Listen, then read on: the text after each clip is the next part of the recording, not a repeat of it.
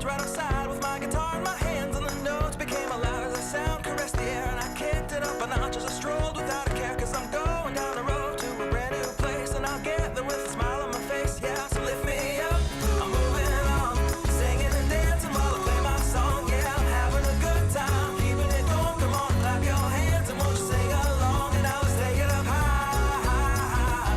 Give our dreams their wings to fly. Gotta keep the fire, keep the fire burning, keep the hope alive. You gotta keep it turning.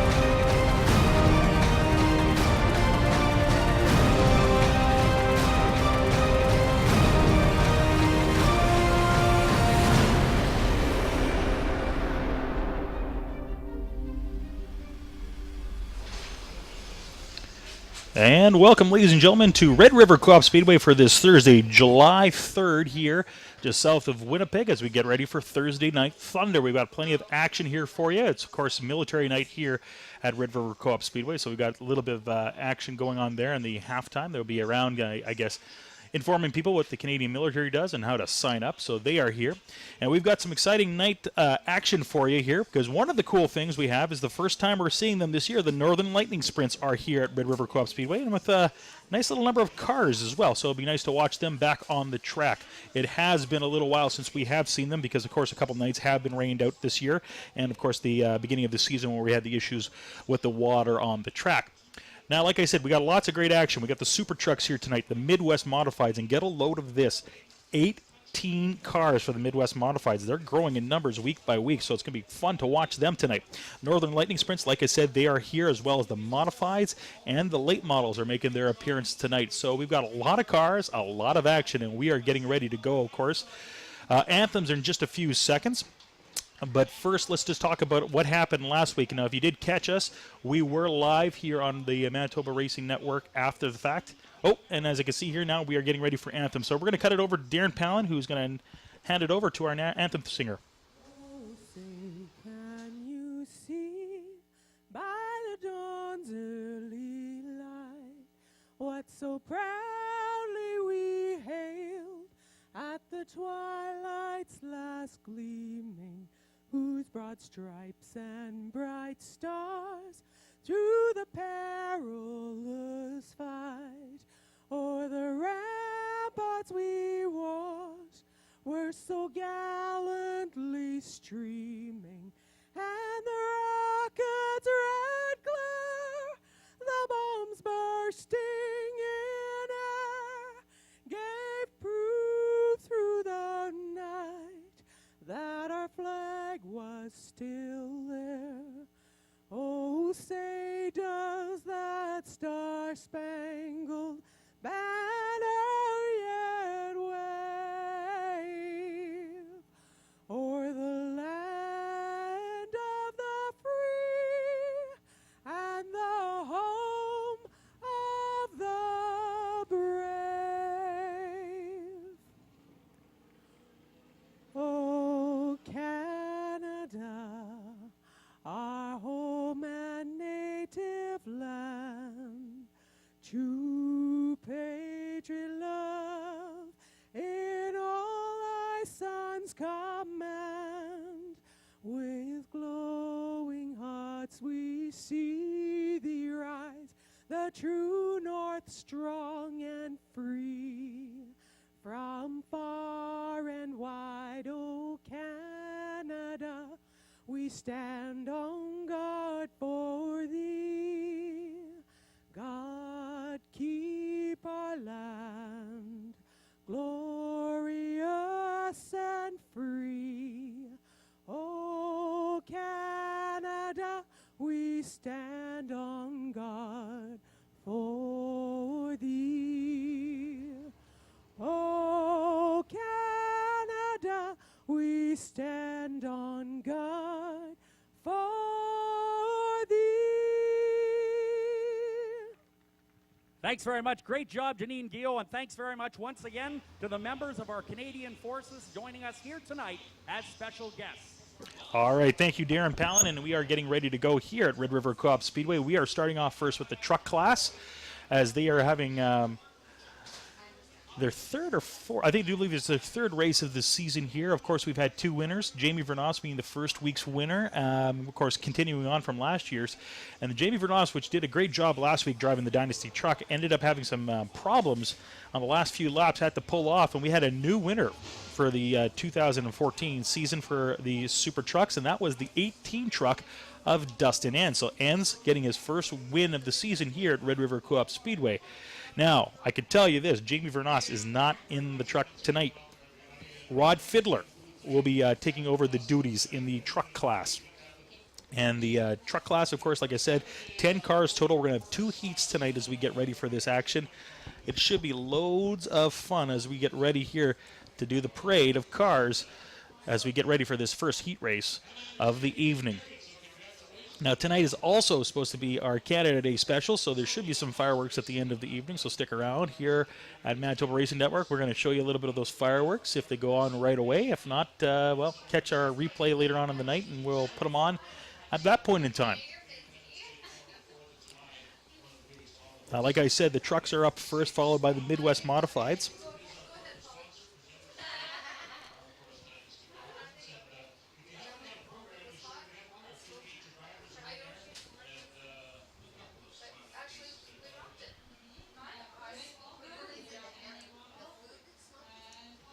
The trucks now making their way on the back stretch as we get ready for this first heat of the evening.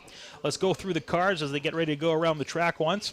Driving the number 4 truck in the pole position on row number 1, it's the 04 of Wayne Grotsky. On his outside, driving the number 18, that was last week's winner. We'll see if he can do it again tonight. Driving the 18 Enns Brothers truck, that is Dustin Enns. In row number 2, the number 13 of Ryan Hamilton. On his outside, we talked about that 2 truck just a moment ago. It's the Dynasty Bathrooms truck. Number 2, it's going to be Rod Fiddler driving it tonight. And in row number 3, he's driving the 46. That's Kevin Gronheid. That is your lineup for Heat 1 of the Super Trucks as they get ready to go around turn number 2. And looks like our guest flag holder is up there getting ready to make his triumphant wave of the green flag here at Red River Co-op Speedway.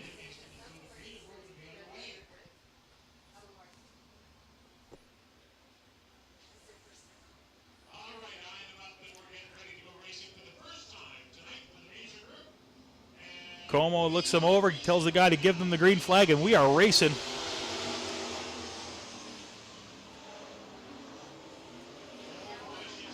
And look at Dustin Enns already trying to jump ahead right away, and he takes the early lead at half a lap in. Grotsky driving the 04 is in second spot, could be giving it up right away to the number 2 truck. That's Rod Fiddler.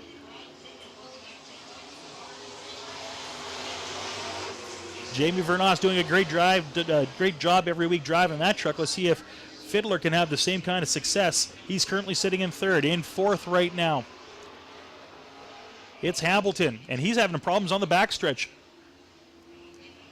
Our leader going around turn number 4. That's Dustin Enns.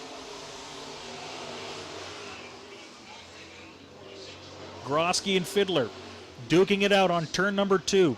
It's Grotsky currently in the lead. He's got a long way to go if he wants to catch up to Dustin Enns. That 18 truck, the Enns Brothers truck, just motoring around the speedway.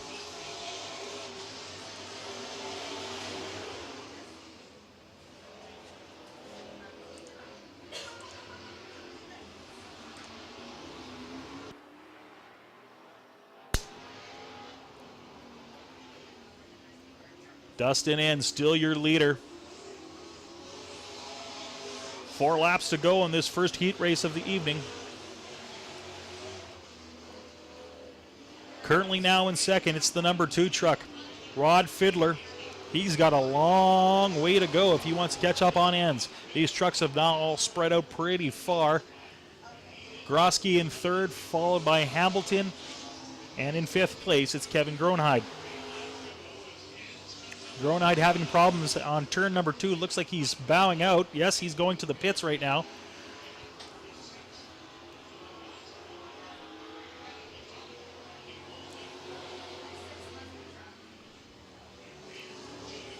Dustin Ann's getting 2 laps to go, and he's catching up on lap traffic.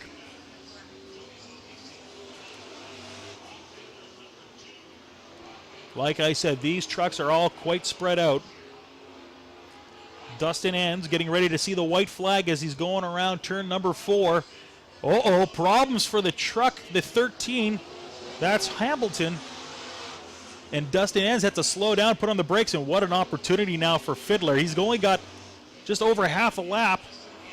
Can he catch up on 18? The 18 truck, that's Dustin Ann's coming around turn number 3. It is all Dustin Ann's. Dustin Ann's your winner in heat number 1 of this race.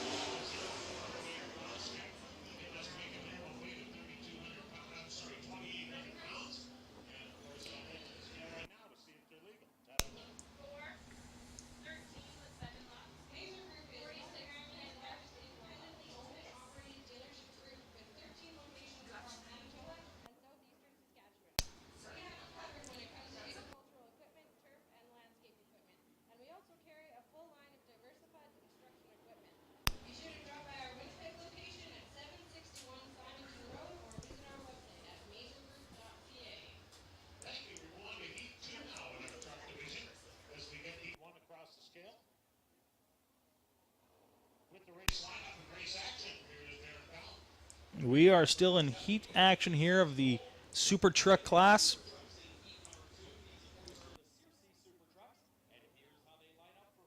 Dustin Ann's continuing from where he left off last week.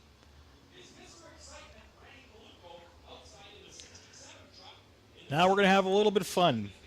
He was my color guy a couple weeks ago. He's back in his truck tonight. He is driving this 73P. It's Rennie Paluco that is lucky tonight. If you take a look, he's got the pole position in this race. On his outside, driving the 67 truck, that's Mark Zondag. Now, coincidentally, both these guys were on our CTV story this week, so they are sitting in the 1 and 2 spot in heat number 2. In row number 2, new guy to the class, number 14, that's Kevin Braggett. On his outside, yes, the 30L, Lynn Luckin making an appearance up here in Canada tonight. And in row number 3, he's the young shooter. He is fast in any vehicle he drives. He's driving the 11JR. That is Shane Holden. All right, we are getting ready for heat number 2 action here in the Super Trucks.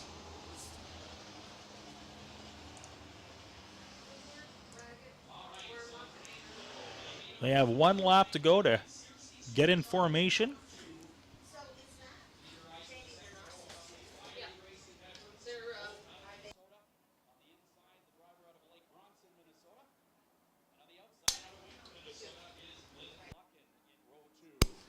The truck's getting around turn number 3.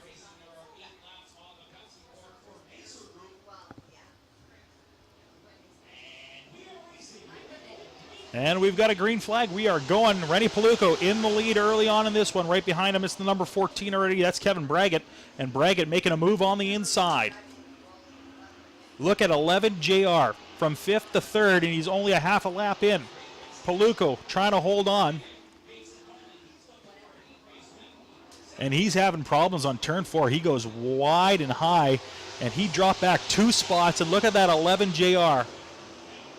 He was in 5th, he's in 2nd, and he is catching up. Paluco once again having problems negotiating the turns. A little high in turn number 2. The 14 truck, that's Kevin Braggett. Way out there. He's got about a 3-car lead right now. And the 11JR getting closer. Braggett, Holden, followed by Paluco, Luckin, and Mark Zondag trailing the field in 5th spot.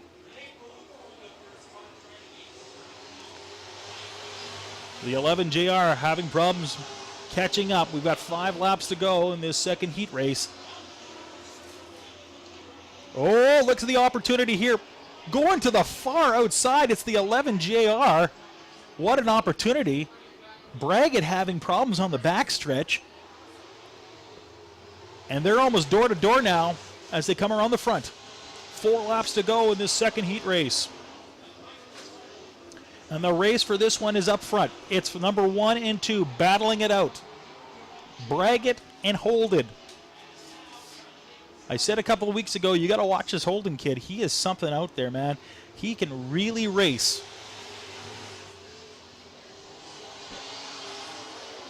Braggett still holding on as they go around turn number 1 and 2. Paluco much further back, followed by Luckin, and the 67 of Zondag, about a half a lap behind the leaders. 2 laps to go, and we've got a race up front. 10 cars tonight in the Super Truck class, 2 heats of 5. Oh, and Holden looking to the outside. Can he get around him? 14 holds the line. They've got 1 lap to go. If Holden's going to make his move, now is the time. They've got a white flag, and they're door to door now. Holden takes the inside. Oh, they're rubbing paint in turn number 1. Holden takes the lead. It's Holden up front. I told you he needed to do it in the last lap, and he did. Holden looks like he's going to take this one as he goes around turn number 4. Your winner driving the 11 JR, it's Shane Holden. The number 14 of Kevin Braggett comes in second, followed by the 73P of Rennie Paluco. In fourth, it's the 30L of Lynn Luckin, followed by the 67 of Mark Zondag. Those are your top 5 in this race. Holden with a great opportunity, takes it in the last lap, and he has the heat win in this one. And in truly his second year, I mean, he didn't race the full season last year, raced many of the races. He is showing his skill out there. This is a kid to really watch, and it's scary to think what happens when he gets into a late model or a modified or something else. He could be dangerous in the next few years for those other drivers. He just has so much skill out there, and his smart driving moves, waiting to the last lap till he sees a perfect opportunity, and he takes it.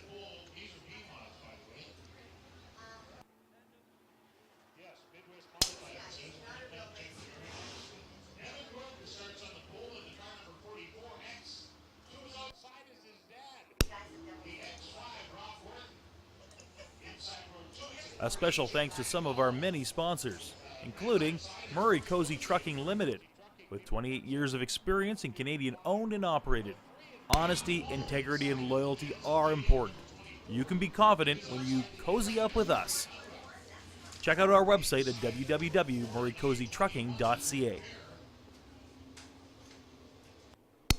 Okay, we're moving our attention now to the Midwest Modifieds for this Thursday Night Thunder. We've got a total of 9 cars in this heat. We're going to roll through them really quick. On the pole, driving the 44X, that is Devin Gordon. On his outside, driving the X5, it's Rob Gordon. Row number 2, it's the 4H of Grant Hall from Brandon, Manitoba. On his outside, driving the 55, that's Murray Cozy. On row number 3, it's the 24 of James Wall. His outside. In row number 3, it's the 18 of Gary Unruh. In row number 4, it's the 9-2 run of Rick Fair. And on his outside is the 88 of Paul Veer. And in row number 5, the number 12 car of Tony Casey. And here we go. We are already racing here in these modifieds. 18 cars tonight. They are loud and they are fun to watch. Oh, some problems on the backstretch. Oh, a couple of cars connect. That looks like the 18 of Gary Unruh and the X5 of Rob Gordon.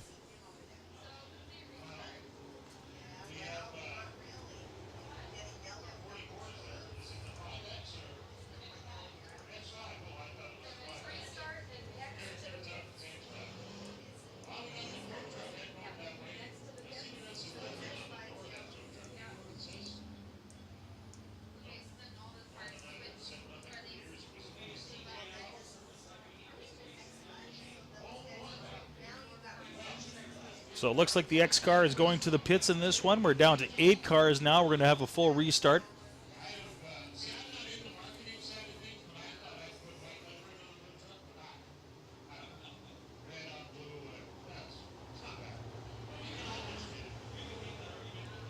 Cars all lining back up in this one. The 18 of Gary Unruh looks like he just about T-boned the X5 of Rob Gordon. So the lineup looks a little different. It's Devin Gordon followed by the number 55 car of Murray Cozy, currently in second. In row 2, it'll be Grant Hall and the 24 of James Wall. After that, we see the 18 of Unruh and the 921 of Rick Fair. And in the last row, it's the 88 of Paul Veert and the number 12 of Tony Casey.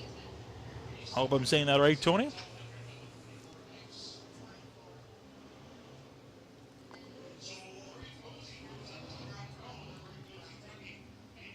You're a very happy camper if you're Murray Cozy. You just moved up 2 spots. He's at the front in this one. It's going to be an interesting night to watch these Midwest Modifieds race around the track. 18 cars. Getting close to an AB main here at Red River Coop Speedway. And they're getting a green flag. We're back to action. Cozy jumps to the early lead. Around turn number 1. It looks like that 18 car is having problems on the turn. He drops back a whole bunch of spots. Murray Cozy currently your leader. As they get around for one lap, the 44 and the 4, H fighting for second spot. And going to the inside, it's James Wall in the 24. Wall on the inside. In the middle, it's Hall. On the outside, it's the 44X of Devin Gordon. And Murray Cozy getting a comfortable lead in this one. Paul Veert's now moved his way all the way up to 5th. He's trying to compete with those guys to see if he can at least grab a second spot in this one, because it's going to be tough to get up to Murray Cozy. He's already got quite a lead. Cars starting to spread out a little bit on the backstretch.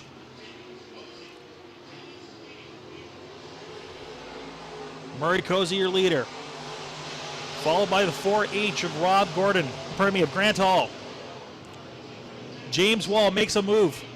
Oh, he loses a little traction there, and Hall manages to hold on to the lead as they hit in the backstretch.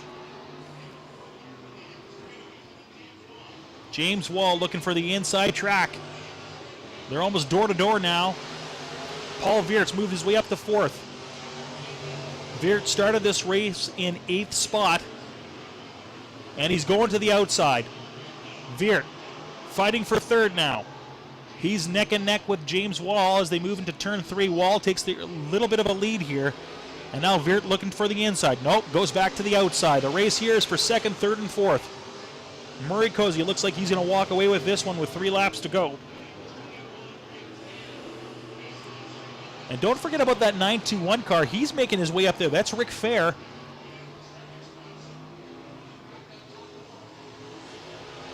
Your spots for 2nd, 3rd, 4th, and 5th. It's Hall, followed by Wall, followed by Veert. And then it's the 921 car. That's Rick Fair. And they're all on the back stretch now. Cozy's ready to get the white flag here as he's going around. Cozy now with the white flag. He's got 1 lap to go.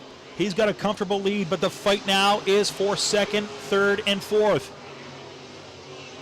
Hall still holding on. Veert, though, he seemed to have problems going into turn number 1. He falls back. And Grant Hall is making his ground up here a little bit on Cozy, but it won't be enough. Murray Cozy with the win.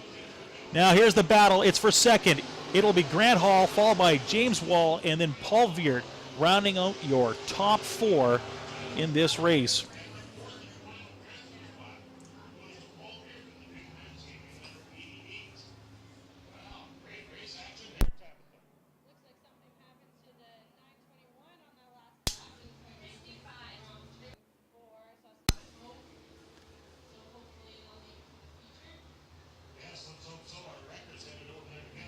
What a great modified race for 2nd, 3rd, and 4th. Grand Hall, James Walpole, giving everybody a little bit of a show here for the fight for second spot in this one, but it was all Murray Cozy tonight. He took that early lead early on and ends up walking away with it.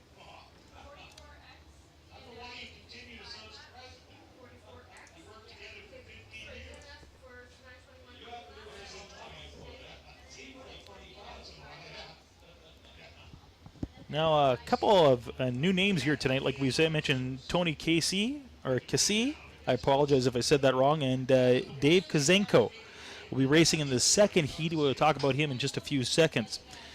As we said, we have 2 heats tonight, 18 cars in the Midwest Modifieds, and they're going to be exciting to watch here when they get into the heat action with 18 cars all at once. It's always fun to watch when you got a full house.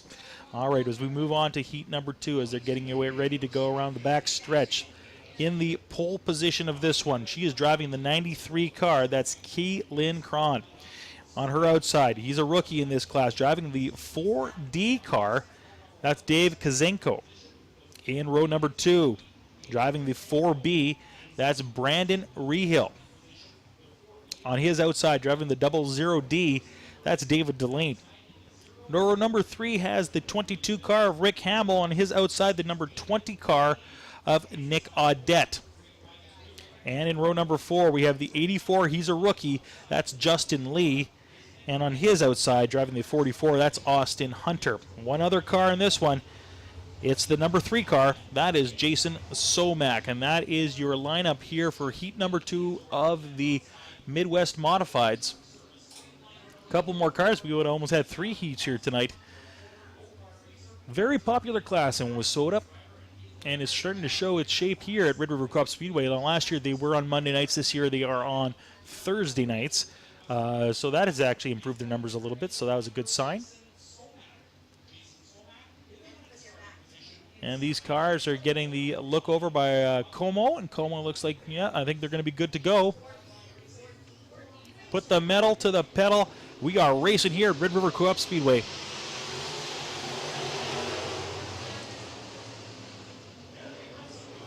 They're 3 wide going into turn 1 and 2. And look at the early lead.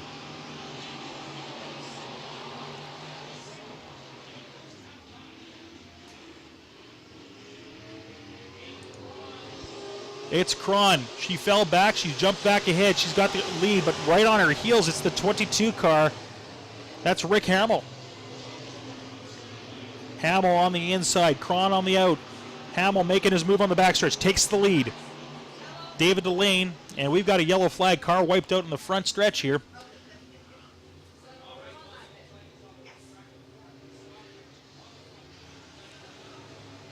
That's a lot of car with a lot of power. He is a rookie in this one. That's the 4D of Dave Kazenko.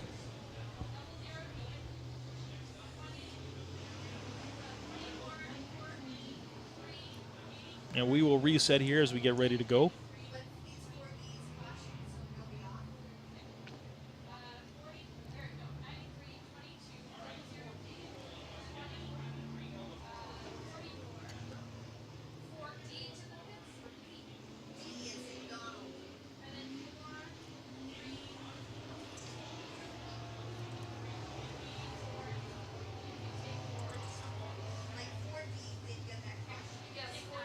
As the cars move around the track, they are getting ready back and to go into the order that they're supposed to be in this one.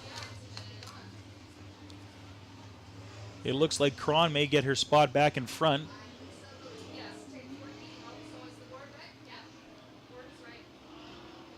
Hamill, followed by Delane. And then it's the 20 car. That's Nick Audette. Audette, of course, used to run in the Pure Stock Series. He's now racing here in the Midwest Modifieds. A bit of a jump up here.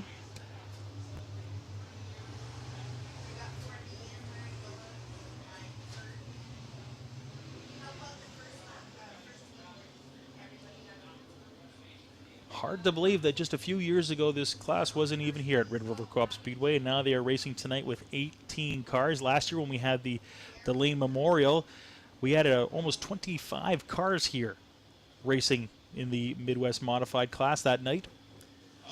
So a very popular class in Wissota.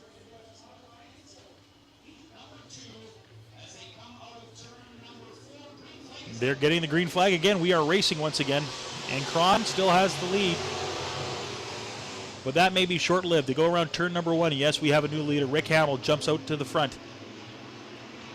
It's Hamill, followed by Cron. And the car's down jockeying for order. It's the 44 car sitting in third. That's Austin Hunter.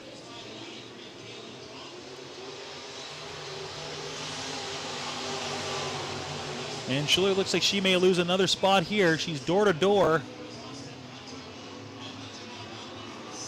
with the 44. And hot on their heels is the 00D of Delane, and we got another yellow flag. Problem in corner number 1 and 2.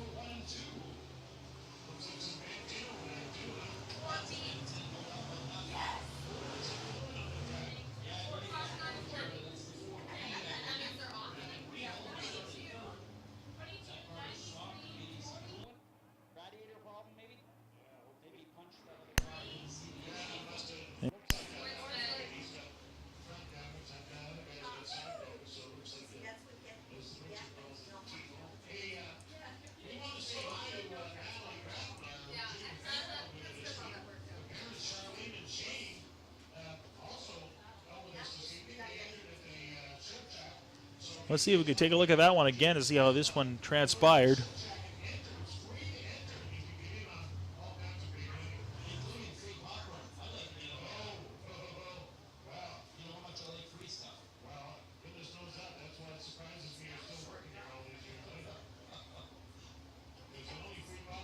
And it was just a spinner and ended up 2 cars colliding in corner number 1 and 2.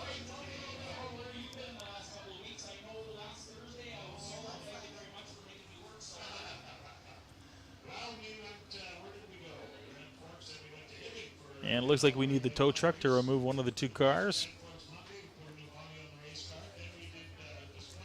So part of the problem when you race this many cars and you got some new drivers is you may see this once or twice as they get their feet wet and get used to driving.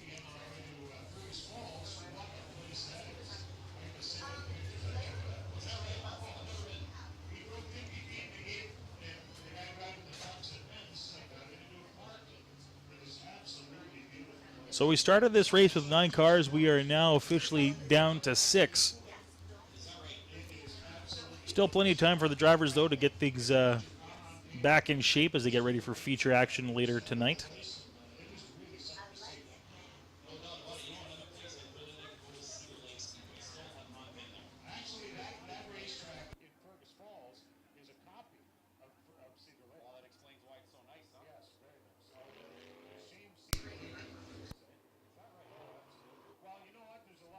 A special thanks to some of our many sponsors, including Murray Cozy Trucking Limited, with 28 years of experience and Canadian owned and operated. Honesty, integrity, and loyalty are important. You can be confident when you cozy up with us. Check out our website at www.murraycozytrucking.ca.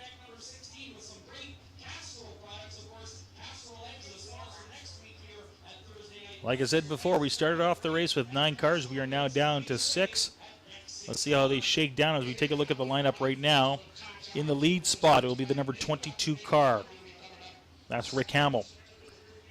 In spot number 2, driving the 93, she had the pole position when she started this. That is Keelan Cron.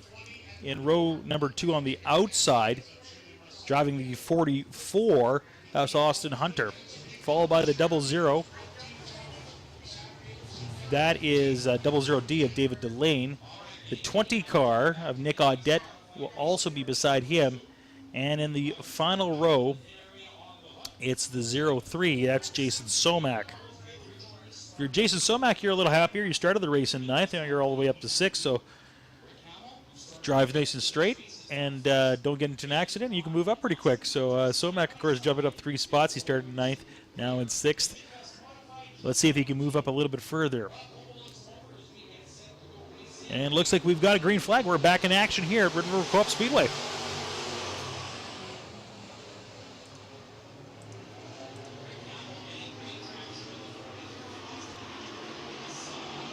Hamill with about a 2-car lead as he goes around turns 3 and 4. And Somack making a little bit of a push there. had an opportunity as he went into 3. The 2 leaders up front, they've got some room. The race for this one, though, is starting to pan out for 5th spot.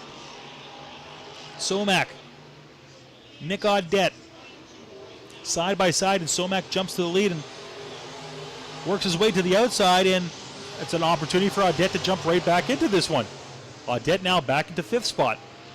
It was a short-lived jump up there for Somac, and he's found the pedal. He's coming out of turn number 2.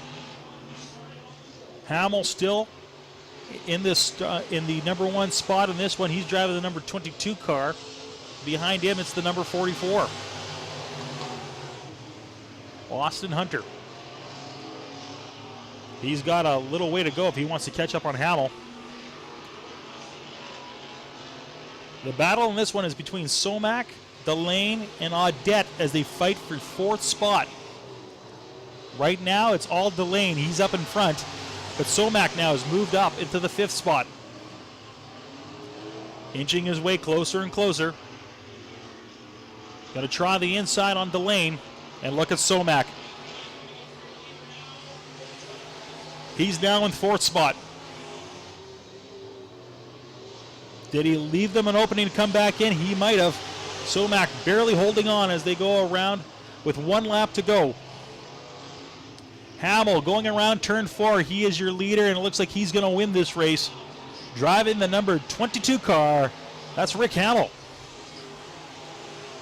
2nd spot goes to the number 44 car.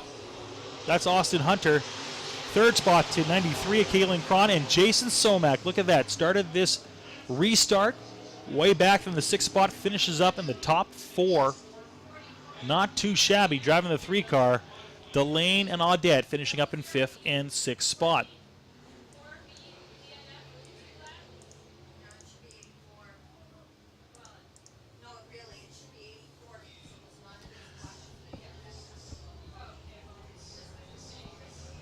So your winner in this one, it's the number 22 car, Rick Hamill. Pretty decent lap time in this one, 20.481. That's his best time here. He found his groove.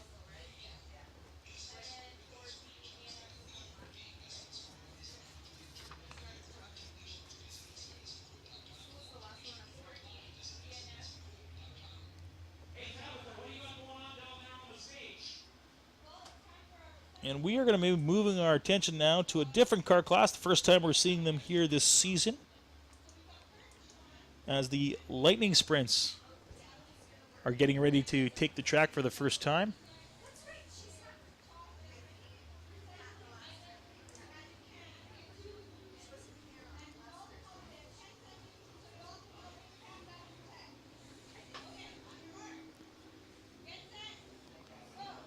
Now we have a total of 14 of these cars here tonight.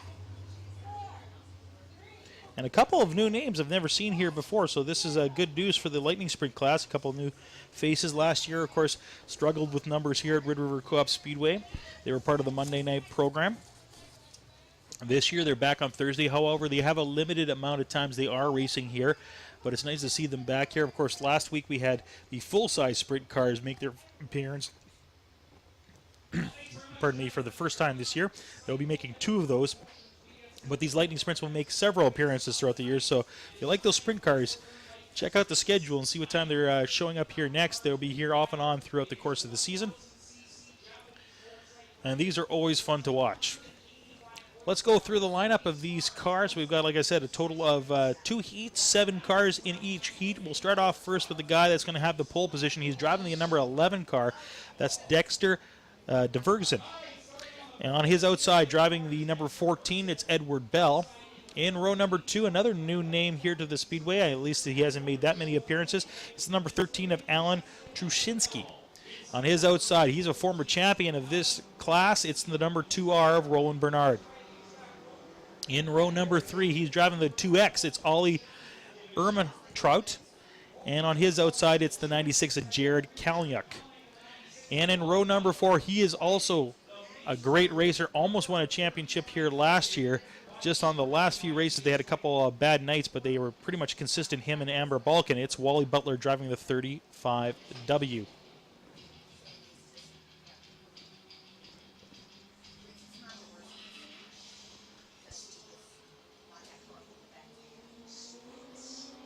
And they are getting a green flag. They are racing right away.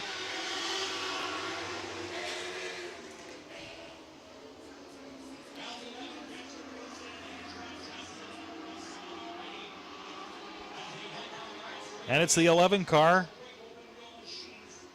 Vergston, currently leading this one. Followed by the 14 and the 13. That's Ed Bell and Trusinski.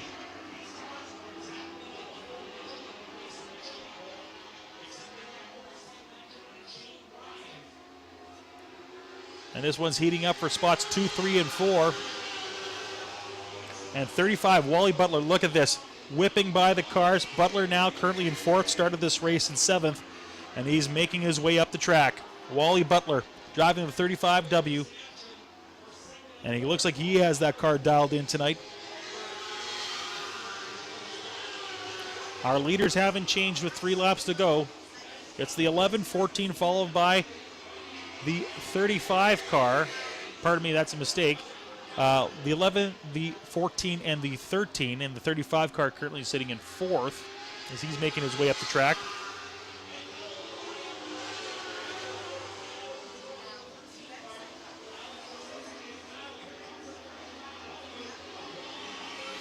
Butler now fighting on the backstretch, trying to secure 3rd spot. Our leader driving the number 11 car, the Vergston. He's got 3 laps to go. And Wally Butler now currently holds 3rd spot, making his move to try to get to 2nd. Wally Butler having a great night here. Started the race in 7th. He's got a little way to go.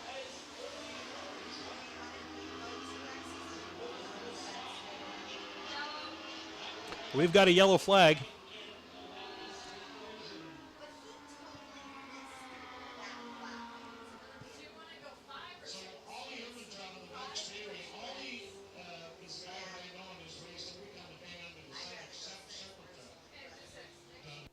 Off-road trucks, demolition, all kinds of crazy things. And when I saw that he bought one of those things, I said, oh my goodness. So this is only his first time on an oval track of any sort. And I don't know what's, I hope it's not out of gas, because that whole scene As we can see, one of the tow trucks moving to the back corner where the lake is. going on over there with Ollie. But I'm sure he's not quite the expert he was when he We're down to 5 cars on the track. And it's the 2X that looks like it's having a little bit of problems in this one. That's Ollie Ermentrout.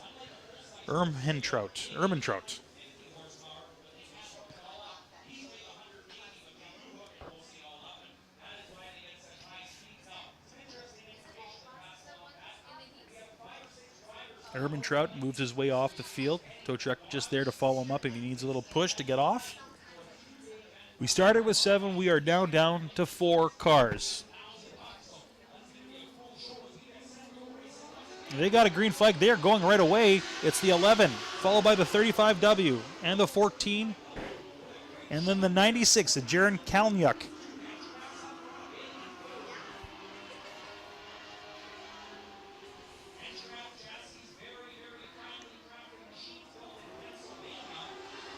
Wally Butler fighting for the lead in this one. We have 1 lap to go.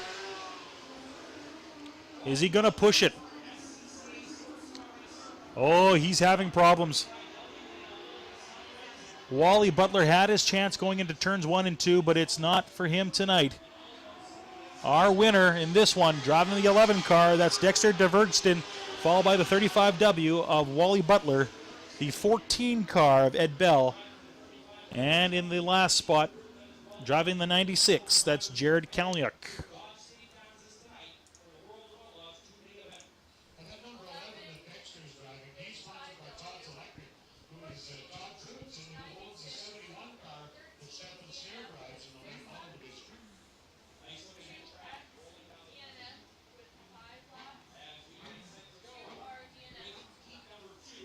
So we've got 2 heats tonight when it comes to the Lightning Sprints, and heat number 2, of course, already getting ready on the backstretch. These cars move fast.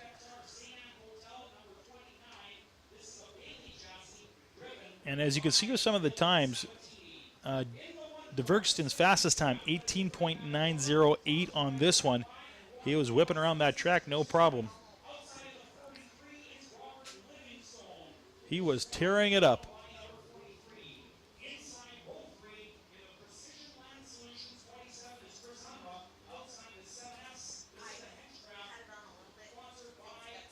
Cars now moving on the backstretch as we get ready for the second heat. Let's go through the lineup in this one. We've got, like I said, a total of 7 cars, 14 in total tonight for the Lightning Sprints. And let's take a look at the lineup. On the pole, driving the number 33 car tonight, that's Murray Temple. On his outside, driving the number 29, that's Dylan Sabatini.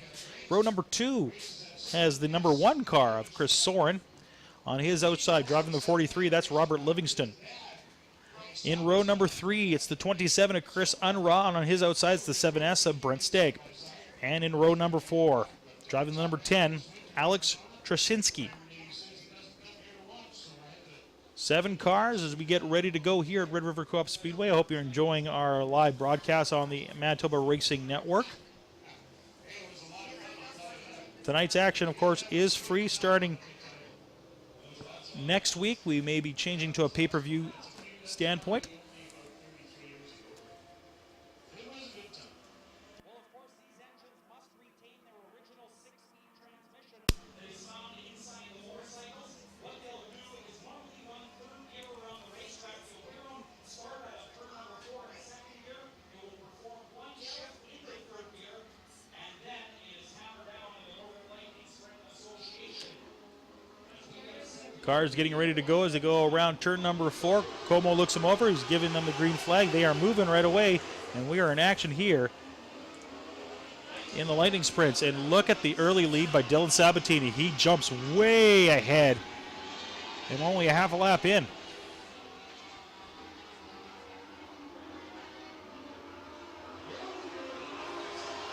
Sabatini followed by the 43 and then the 33. That's Livingstone and Murray Temple rounding out your top 3.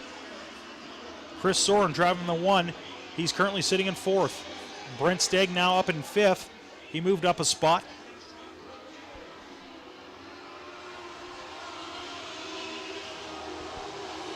And Unruh now sitting in the 6th spot. We're a few laps in on this race. Dylan Sabatini with a huge lead in this one. And we're only 2 laps in. Correction, make that 3 laps in now.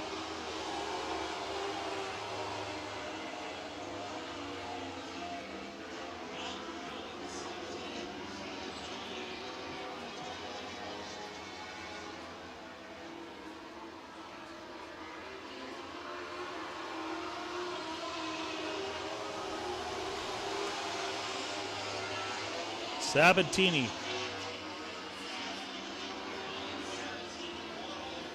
That'll be a dozen car lengths ahead of his next competitor. And these cars are starting to spread out. Not much of a race in this one. We'll see if that will change with 3 laps to go. Livingstone in 2nd spot, followed by the 33 car. That's Murray Temple.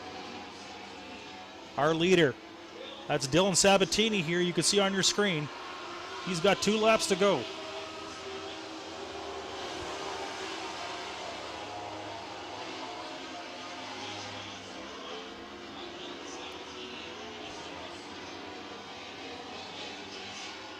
Sabatini getting the white flag. He's got 1 lap to go. Let's see if he can hold on to this one.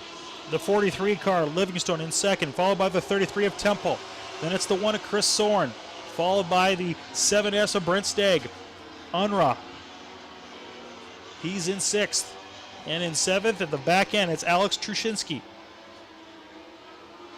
Your winner of this one, driving the 29 car, that's Dylan Sabatini.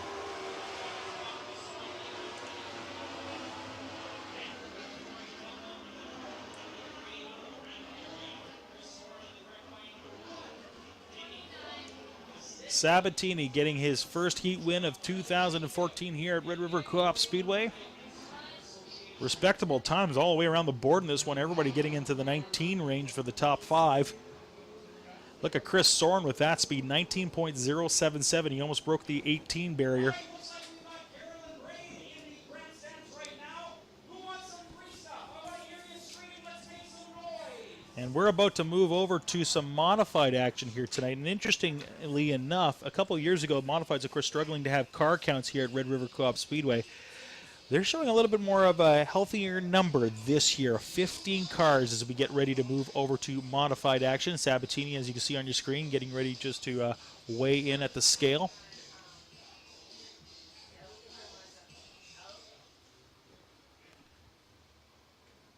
All right, it's time for our media race now. We have one up here.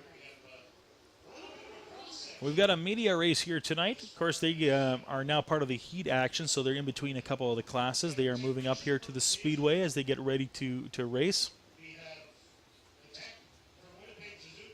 And we're going to pass this over to our good friends, Darren Palin and Pat Mooney, who do the race announcing here for the Speedway as they get ready to do the media races for tonight.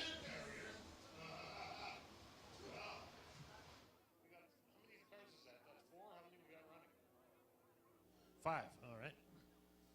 Let's have another look here and see if we lost a sheet. Apparently we did. And we have a reporter and weekend evening anchor from CJOB 68, Tammy Karatchuk. She's driving the Power 97 car. The Winnipeg Free Press car is being driven by Carlin Jansen. Carlin's a heavy equipment technician. We've got Carla Greenberg, that's the school secretary in the QX104 car. Mark Brown, the letter carrier in the Red River Co-op Speedway car. And then Graham J in the Bob FM. Good girl. You're learning quickly. If you can't pronounce it, skip it. Well, now, which car is the letter carrier driving? Because Red River Co-op. Red River Co-op, okay, let's just see here. That's going about post office pace right there. There we go. And the Bob 99, who's driving that again? Oh, that's Graham J. Yeah. He's a bike technician at Winnipeg Suzuki. So he's used to instant acceleration. He says he's raced dirt bikes. He's raced dirt bikes and loves working on bikes. What does he have to say about driving yellow beaters? Anything? I don't know. Says he's never raced before. Oh. That's all I know about So Graham already J. making excuses already. Okay. Carla Greenberg, she's a school secretary, and I've driven a flatbed truck and A stretch limo. stretch limo. Now I get to drive a race car. Well, I wouldn't go as far as to call that a race car, but we're getting close. Let's say that. QX104. Where is that one? Is that the one with the 0 on the thing? Must be. Where's the QX104? I don't see it. That's going to be the 0 part. Okay. We could take another piece of green tape and make a Q out of that O one of these nights, if the budget will allow. Or a 1 and a 4. Yeah. Great idea. See? Tabitha, you're going to go right to the top around here. Okay, now we want all you kids and all you sporty-like fans to give us a hand to count down from 5 to 1 so we can turn these fire-breathing machines loose on the racetrack. You ready? Good and loud. Let's go. 5, 4, 3, 2, 1, go. Go.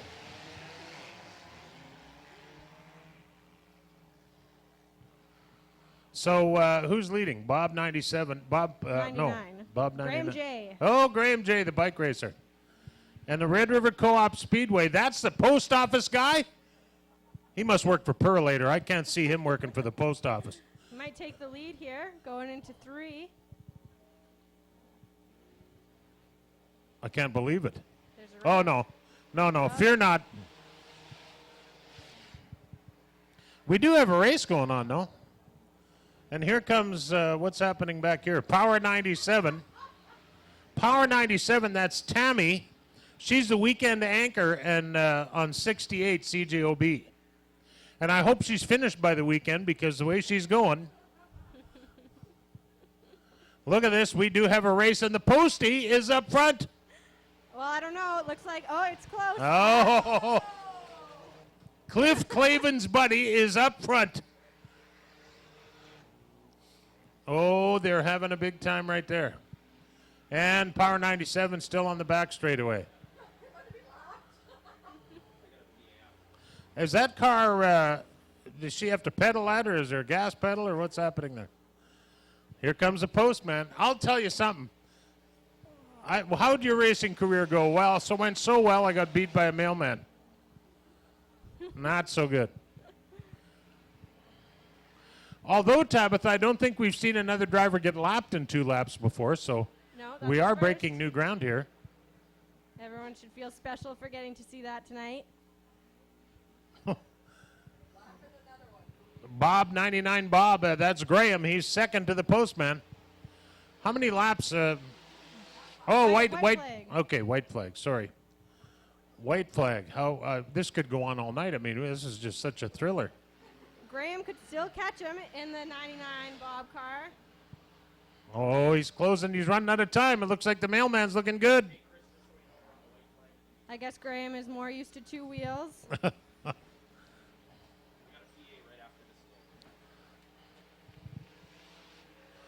Checkered flag flies for Cliff Clavin's buddy, Mark Brown. Mark Brown, the letter carrier, finishes in first place. Now, don't for a minute think that Power 97 car is finished yet. No. We got some time to kill here yet. Although, we are going to hope that she gets to the pit area here shortly. That's Tammy, the reporter and weekend anchor for CJOB. Oh, go ahead. No. Tammy was originally from Arborg, Manitoba, and reported for 2 years in Edmonton before coming here. Wow. So I guess the lack of traffic in Arborg is probably the problem. And she was a former competitive figure skater. Well, get the skates out because she ain't a competitive driver. And she hates dirt roads, it says. Hates dirt roads. Well, she's on the longest one. Well, thank you, everybody, for taking part in our media race. Right now, we're going to make a brief stop to play you a message. Can you guess who's top dog in the alley in the waste business? Know who I'm talking about? I'll give you a clue. Silver trucks and green bins. That's right, Johnson Waste Management. Johnson Waste Management has been recognized as the top dog in the garbage business. Not 5, not 6, but 7 years in a row. Not bad for a locally owned family business in a dog-eat-dog world. Johnson Waste Management, doing their best to be the very best. All right, we are getting ready here to race with the modified class here at Red River Co-op Speedway for Thursday Night Thunder. We've got a total tonight. Get a load of this, 15 cars. So let's go through the lineup really quick. I got a quick shout out to one of our fans that is watching right now. Let's go through the lineup. Driving the 40 car on the pole position is Henry Peters. On his outside, driving the 20X, that's Darian Boyce. Row number 2 has the 5G is Scott Greer. He's a guy to watch out for tonight. On his outside, he's driving the Ford product. It's the number 9 of Lee McCrae. Row number 3 has the number 4 of Stephen Norden. He sounds like a new racer here at Red River Co-op Speedway, so we'll see what he can do. And on his outside, driving the 25 car, that's Eric Gio. Row number 4 has the KG Vet. That's the 57 car. That's Kevin Sexton. And on his outside, it's driving the 4N. It's Nolan Olmstead. So the modified's getting ready to go. Special shout out to Dave Gerling, who's watching our live feed tonight. Dave, I hope it looks perfectly smooth for you because we've worked on that for you all week. And here we go with the modified action. Darian Boyce jumps to the early lead in this one, and right behind him, it's the 9 car. That's Lee McCrae. Boyce, McCrae, then there's a bit of a fight for the 3rd spot right now as they go around turn number 4.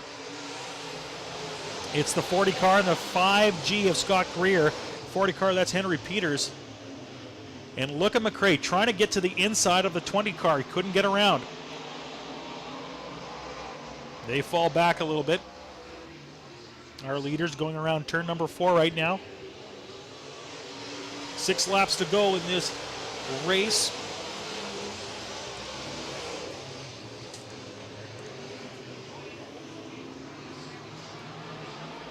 Darian Boyce, your leader, driving the 20X car. McRae hot on his heels, and guess who caught up in third spot? That's the 5G of Scott Greer, and he fell back as he goes around turn 4. Let's see if he makes up the ground going into turn number 1 now. And Greer just doesn't look like he has the same pickup as the other two as they start to move in as they go around turns 3 and 4.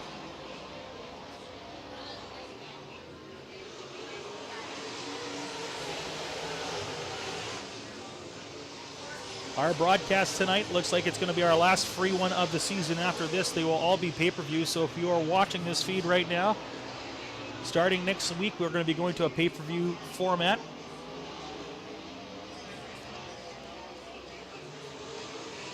The 20X car. He's still got the lead. We've got 3 laps to go. And McRae and Greer hot on his heels as they go around turn 2. In 4th spot, it's Kevin Sexton. Guillot now in 5th. Peters 6th. And at the back end, it's 4N of Nolan Olmsted. 2 laps to go in this race. Our leader trying to gain some room on 2nd spot. McRae started this race in 4th spot. He's moving his way up. He's up to 2nd right now, but can he hold on? Scott Greer hot on his heels as they go around turn 4. We've got 1 lap to go. White flag is out. Sexton currently in 4th. He's got a way to go if he wants to catch up. And here's the opportunity. Greer tries to go to the inside on the back stretch. He can't get anywhere. It's the 20X currently in the lead as he goes around turn 4. But the question is, who will be in 2nd? It looks like it's the number 9. Darian Boyce is your winner. Number 9 of Lee McRae comes in 2nd, followed by the 5G of Scott Greer. Kevin Sexton finishes up in 4th spot, followed by the 25 of Eric Guillot and the 40 of Henry Peters. Those are your top 6 racers for this one.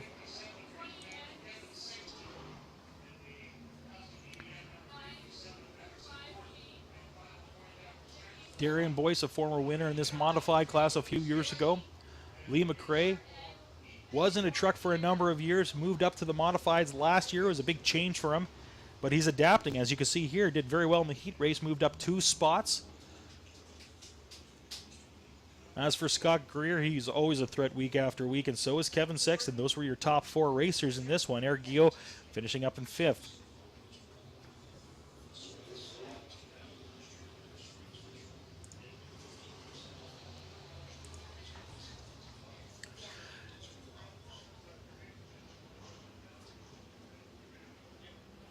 All right, we're ready to go with heat number 2. It's starting on the pole out of East Selkirk, Manitoba.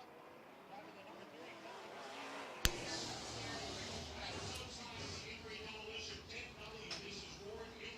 Let's take a look now at our lineup for the 2nd heat in this one. And on the pole position, he's driving the number 35 car. That's Adam Magus on his outside. He's driving the 10W. That's Ward Emery from Emery Demolition. In row number 2, he's driving the 57 SS. That's Mike Tiani. In row number 2 on the outside, he's driving the 29K. He was a winner last week. Let's see if he'll do it again this week. That's Ryan Karalik. In row number 3, the number 7 of Danny Staff. And on his outside, it's the 51 of Randy Bellick. And the KG vet in this class, in this heat, it's the 1R of Rick Delane. He's in the back of the pack, but I'm sure he's not going to end up there by the end of this race. 7 cars in this heat race in the modified class at Red River Coop Speedway. They are getting ready to go around turn number 4. Como's looking him over. He's waving a green flag. We are racing. Ward Emery trying to get that car dialed in this year, having some problems. Not getting the starts and finishes he needs, but he's got an early lead in this one. Magus in 2nd, feeling some heat from Danny Staff, driving the 7 car. Karalik currently sitting in 4th. And look at that, Rick Delane's already in 5th. Ward Emery building himself up a comfortable lead as he goes around turns 3 and 4. Danny Staff and Adam Magus fighting for the 2nd spot in this one. Karalik is in 4th. And Rick Delane catching up. Magus having some problems on the backstretch. Loses some position.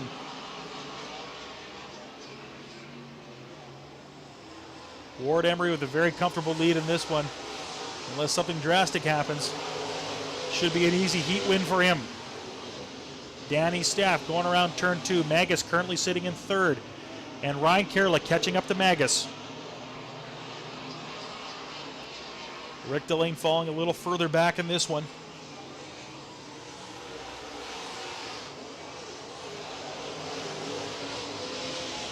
Ward Emery, your leader. 4 laps to go in this heat race.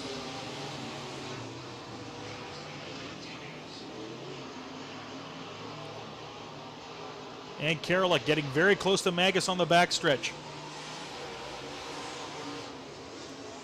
Kerlick trying to inch his way into the 3rd spot. And the 51 car has found his way up to the rest of that group. We've got a 4-car race for the 3rd spot. That 51 is Randy Bellick.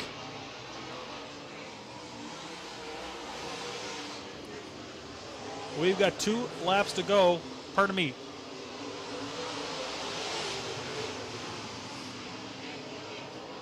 Yes, we do. We have 2 laps to go in this one.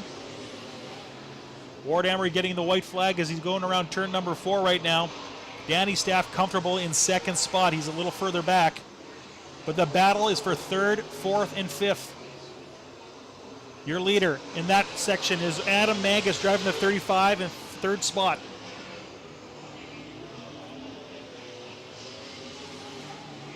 Ward Emery with the comfortable win in this one. Picks up the victory. Danny Staff in 2nd spot, but here it is for 3rd. It's tight. Adam Magus squeaks out the 3rd spot. 29 of Ryan Kerlick ends up in 4th, followed by what looks to be the number 5 of the number 1 of Rick Delane in the 5th spot.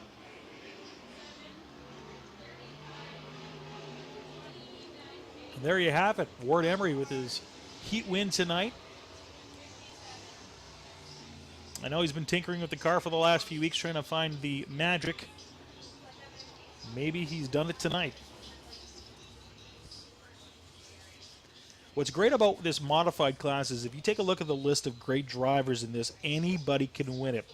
You have Darian Boyce, former winner. Scott Greer, he's always a threat. Lee McRae, a former truck winner. He's got lots of experience behind the wheel. You've got Kevin Sexton. What more can you say about him? He does a great job every time he's out there. He could win easily. Ward Emery, former champion here. Then you've got Danny Staff, who's showing more and more that he can race with these big dogs, and he's doing a great job. And then you have the 1R Rick Delane, another former champion who's been racing for 22 years, I do believe, here at Red River Coop Speedway. So anybody here can win. We're going to move our attention over to the late models now as they get ready to take the field here at Red River Coop Speedway.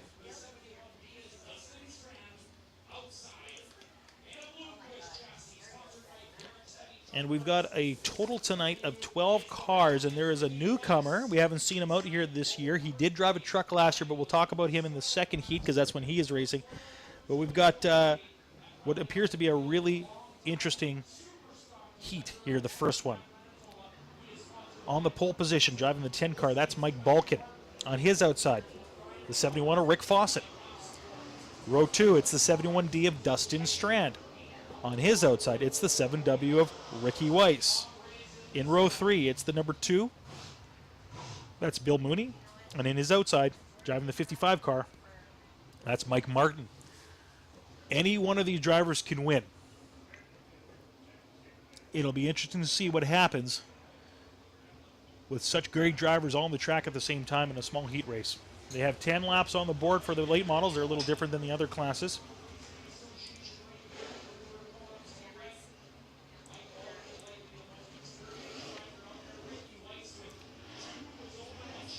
So Ricky Weiss doing quite well. He's got 2 victories here in the late model class.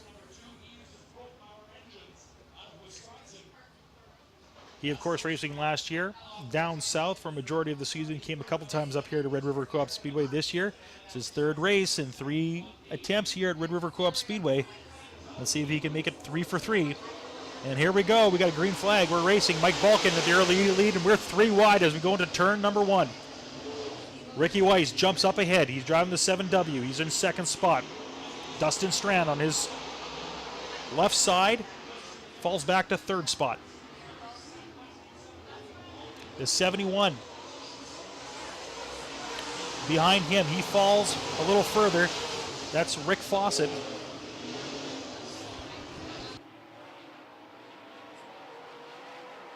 And Bill Mooney now has made his way up the fourth spot. Mike Martin, a newcomer to this class last year, of course, drove the Superstock, was a champion there.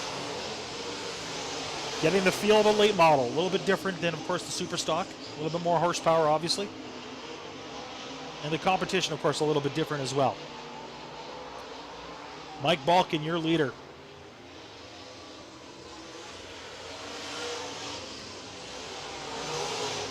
He's ripping around the track in this one. Ricky Weiss driving the 7W. He's in second spot. Strand right behind him. Balkin with a huge lead in this heat race.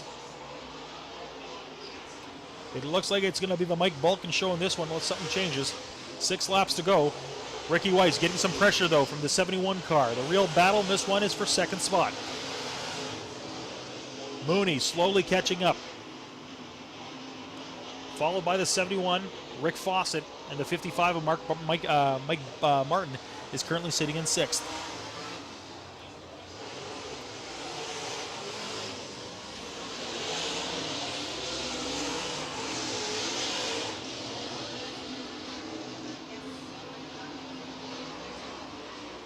Balkin still your leader.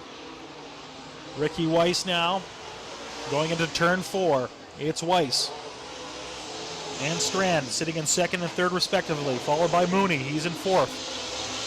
Fawcett, we've got 4 laps to go as our leader is going around turns 3 and 4, getting close to a quarter of a lap lead. He's got 3 to go in this race. Mike Balkin driving the 10 car.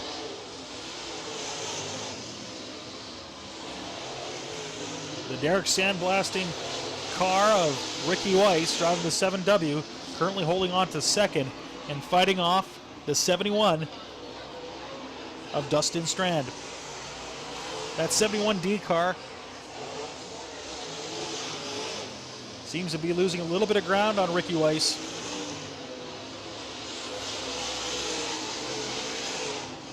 Balkin making his way around turns 3 and 4. He's getting the white flag. He's got 1 lap to go to see if he holds on to this heat race. Ricky Weiss got about a 3-car lead. And it looks like it's going to be the Balkin show in this one. Mike Balkin going around turns 3 and 4. He will be your winner in this first heat race. He gets the checkered flag. That's Mike Balkin. In second spot is the 7W Ricky Weiss, followed by the 71D of Dustin Strand. And the 2 of Bill Mooney. Fawcett and Mike Martin finish off your top 6. So that has it for heat number 1 of this race. Mike Balkin, 10 laps, 19.849 seconds on the clock.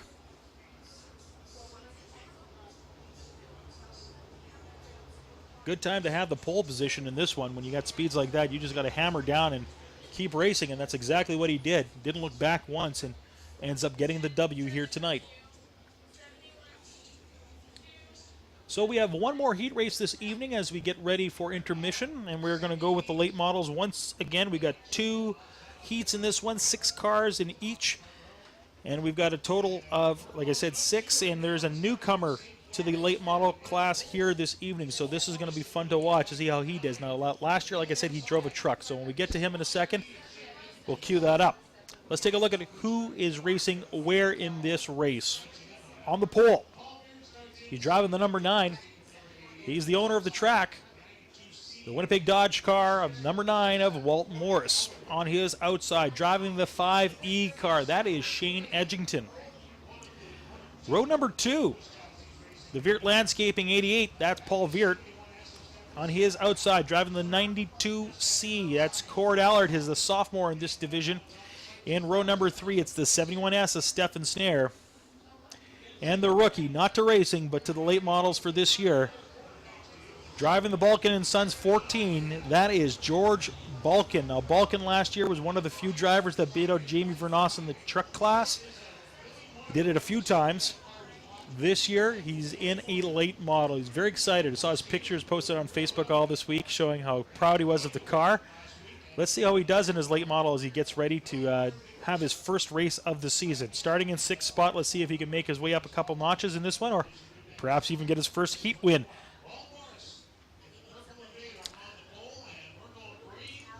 They are putting those pedals down. We are racing late models here at Red River Coop Speedway. Shane Edgington jumps out to a very early lead on Walt Morris as he rounds 1 and 2. Morris, though, catching up on the back stretch, trying to make his way, and Paul Veert's door-to-door with him already. Veert, Morris fighting for 2nd spot. The 71S is Stefan Snare, not far behind. Veert now holds 2nd spot. It's the 5E of Shane Edgington, followed by the 88 of Paul Veert, the 71 of Stefan Snare, and then now the number 9 of Walt Morris. Balkan getting his bearings a little bit with his car.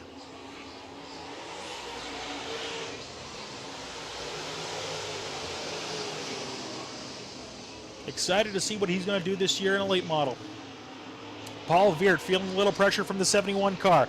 Veert in the 71, that's the 88 and the 71, side by side as they go into turn number 4. Paul Veert still holds on to the lead in this one for 2nd spot.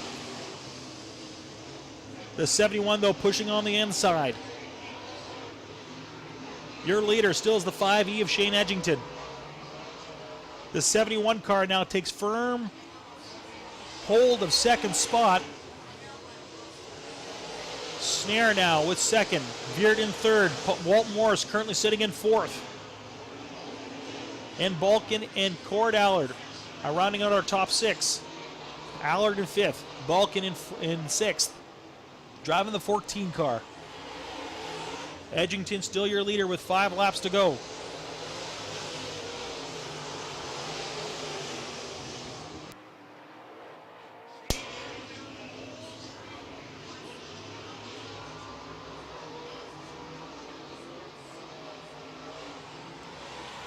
Edgington still your leader in this one. George Balkan, Cord Allard, fighting for 5th spot. Cord Allard did very well in this division last year, finishing in the top 5 in the overall point standings. Finding himself a little further back here tonight.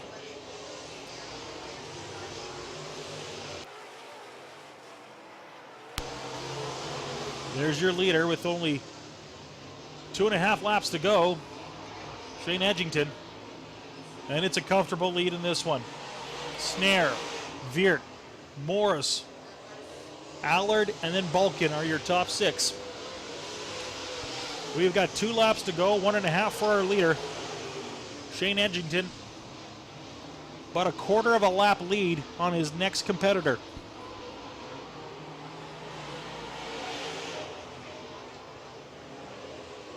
We've got 1 lap to go in this heat race.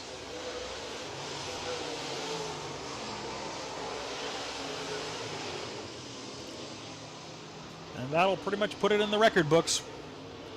Shane Edgington with the heat race win tonight at Red River Co-op Speedway. The 71 of Stefan Snare comes in 2nd, followed by the 88 of Paul Veert, and the number 9 of Walt Morris round out your top 4.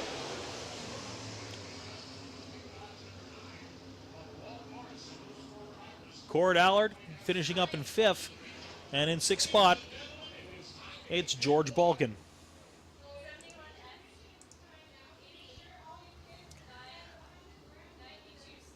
A little bit faster of times in this one for the overall pack. Shane Edgington with a 19.853 lap. Stefan Snare also breaking the 19 barrier. We're going to take a break here for the next 15 minutes as they get ready for intermission action here at Red River Co-op Speedway. Don't go too far. We're just going to put the billboard up for you to watch at home. But we'll give you notice here when we're about 3 or 4 minutes before we race, and we'll turn her back on for you. You're watching the Manitoba Racing Network here at Red River Co-op Speedway.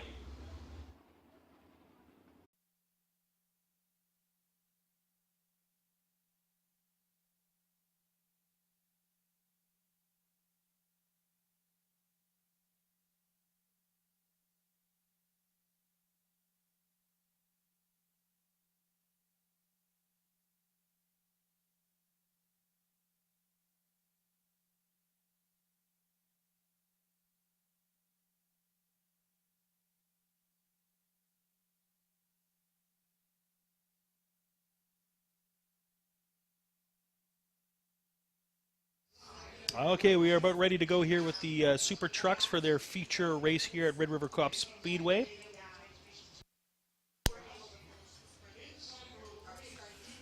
So let's go through the lineup here as they're moving around the track for the first time this evening. Driving the 73P, he's in the pole position for tonight, driving Ginger. If you didn't know, that's the name of his truck. That's Randy Paluco. On his outside, driving the 13 truck, it's the Ryan Hamilton on row number 2. He won last week, trying to do it again 2 weeks in a row. It's the 18 of Dustin Enns. In row number 4, driving the 4 truck, in row number 2, driving the 4 truck, I'm getting a little ahead of myself here, it's Wayne Grosky. In row number 3, he's driving the 2, the Dynasty Bath truck, it's Rod Fiddler for tonight. On his outside, driving the 30L, it's Lynn Lucken. And in row 4, it's the 11JR of Shane Holden. On his outside, the 14 of Kevin Braggett. In row number 5, it's the 67 of Mark Zondag. And on his outside, driving the number 46 truck, that's Kevin Gronheid. There you have it. There's our lineup for this evening's action.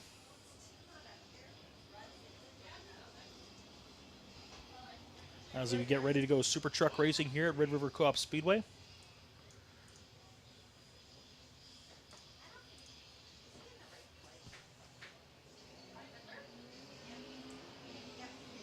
We've got 15 laps on the board tonight.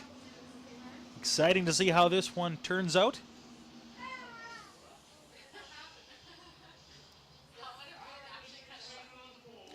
It looks like Rob Como is already looking them over, so we're going green as they go around turn 4 if everything is good.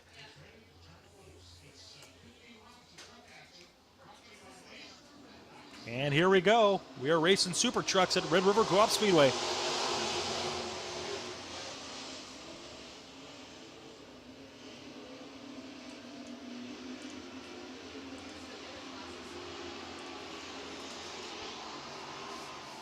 Randy Paluco out to an early lead in Ginger. I'm not going to stop saying that all night long. I told him I was going to keep mentioning Ginger. And not far behind, it's the 18 truck of Dustin Enns and that number 2 truck. Oh, Paluco having problems on turn 1, goes off the track, nudges the 18, and he's trying to fight his way back onto the track. And take a look at that, Rod Fiddler driving the number 2 truck. He's way out in the lead in this one. Dynasty team must be pretty happy. In second spot, it's the 4 truck currently sitting in second, and the 18 is pressing. That's Wayne Grosky and Enns on the backstretch, fighting for second. Not far behind, it's the 11JR of Shane Holden. And those are your top 4. The 14 of Kevin Braggett, he started the race in 8th spot, has worked his way up to 5th. Zondag in 6th. Lynn Lucken in 7th. Paluco is in 8th, and you can see he needs a little body work tonight.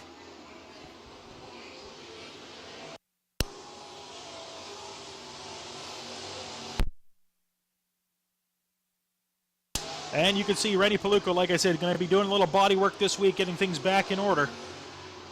As that 73 truck going to need a little repair. Our leader, got 10 laps to go in this super truck feature race.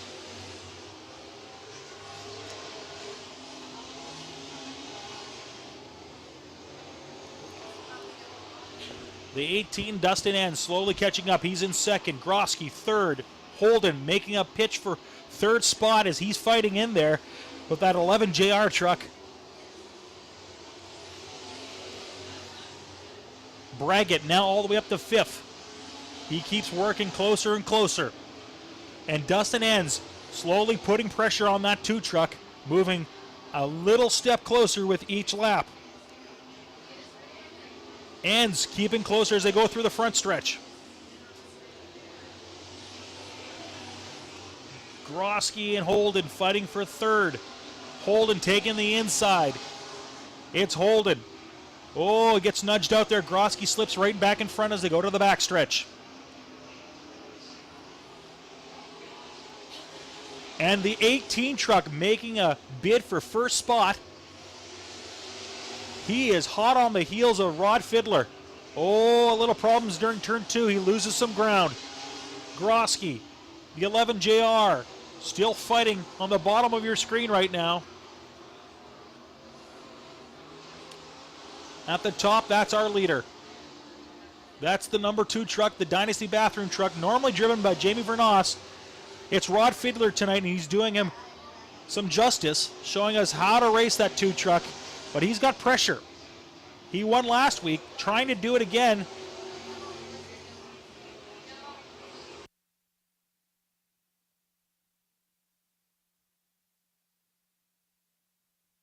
We've got a truck spun out in the front stretch. It's the 67, Mark Zondag.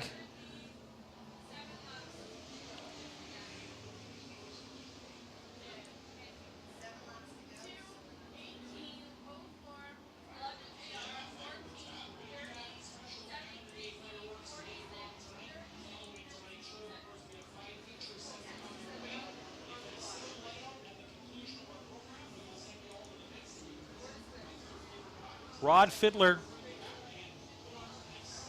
currently in first spot.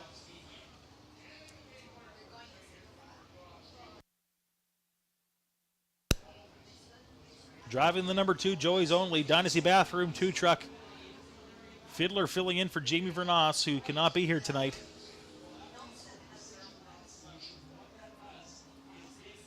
And that's a great class to watch each and every week.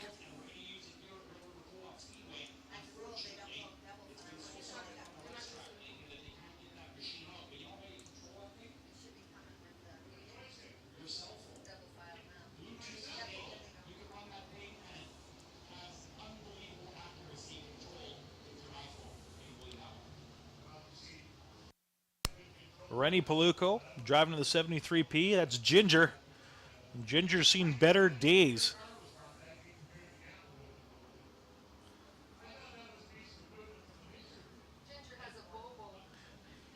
The girls here in the upstairs are saying Ginger has a bobo, and Rennie is going to need to fix it this week. Dr. Paluco.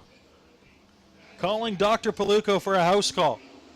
We're super truck racing here again at Red River Coop Speedway. It's the 2 and the 18 battling for top spot, and guess who got a good break here? It's the 11 JR, and now he's caught up to the leaders. Nothing has changed in position for the top 4. The question is that enough of a break for the 11 GR to make a move and get top spot? Oh, he's having problems, and we got another yellow flag.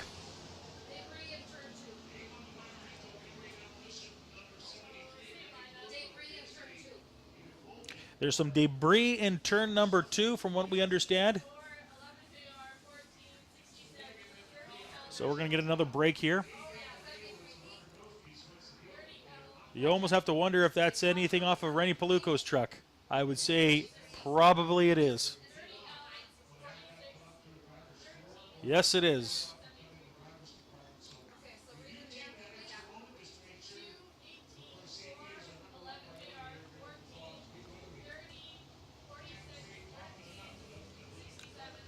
Your leader in this one is still the number 2 truck. That's Rod Fiddler tonight.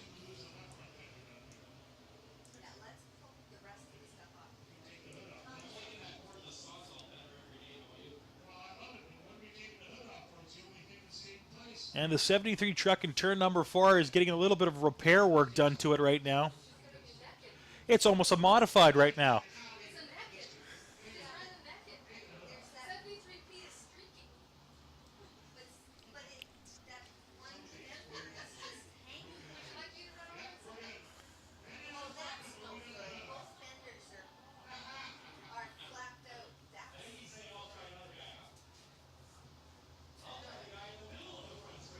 Paluco going to have to do a little body work this week, I think, to get her all back in ship shape. Unfortunately for him, he starts on the pole after just a few laps, 8 laps in total, and he's already at the back of the class. So not the start or finish he wanted to have in this race.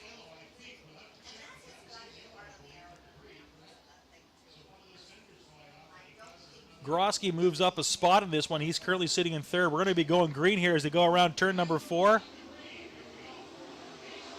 It's the 2 truck, the 18. Oh, there's already a bit of a gap.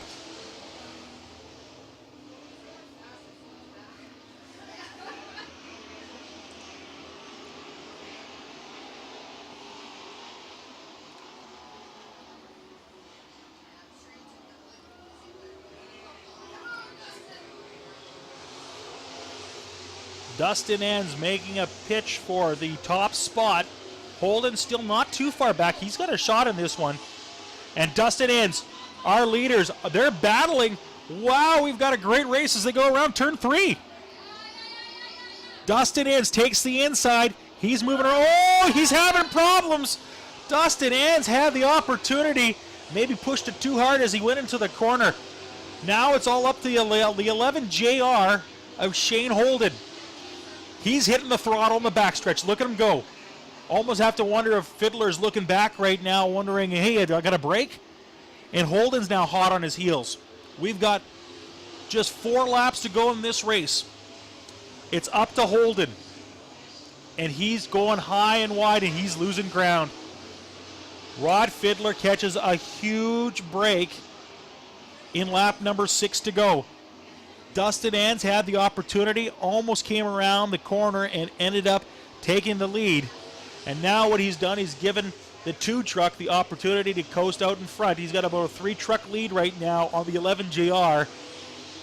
Enns, though, still fighting. He's in 3rd spot right now. He managed to right the ship and get the truck going once again.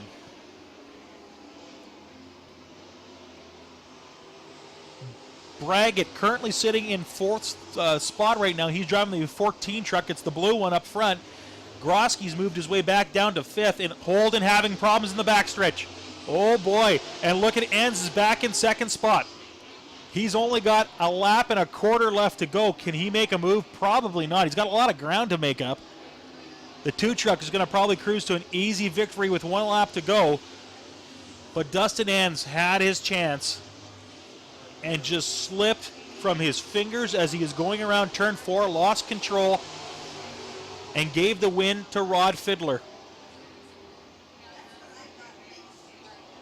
Your winner in the Super Truck class, it's the number 2, Rod Fiddler. The 18 of Dustin Enns picks up 2nd spot, followed by the 3rd spot, which is the 11 JR of Shane Holden. And we got a spinner on turn number 2 there. Braggett finishing 4th.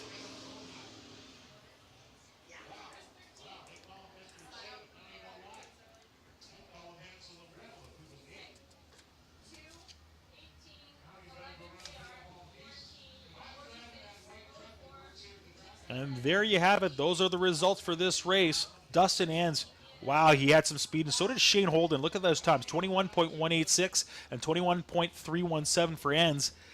They had some speed in this one, but just couldn't find a way around that 2 truck. Great race ties for Rod Fiddler.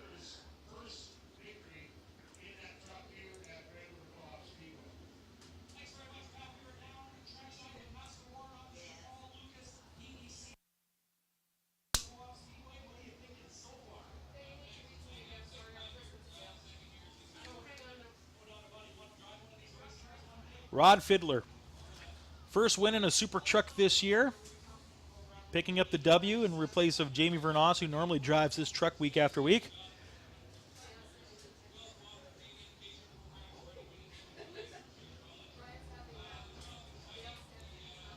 And everybody's favorite time is to drive all the way up to the front to do that interview. Big victory tonight for Rod Fiddler.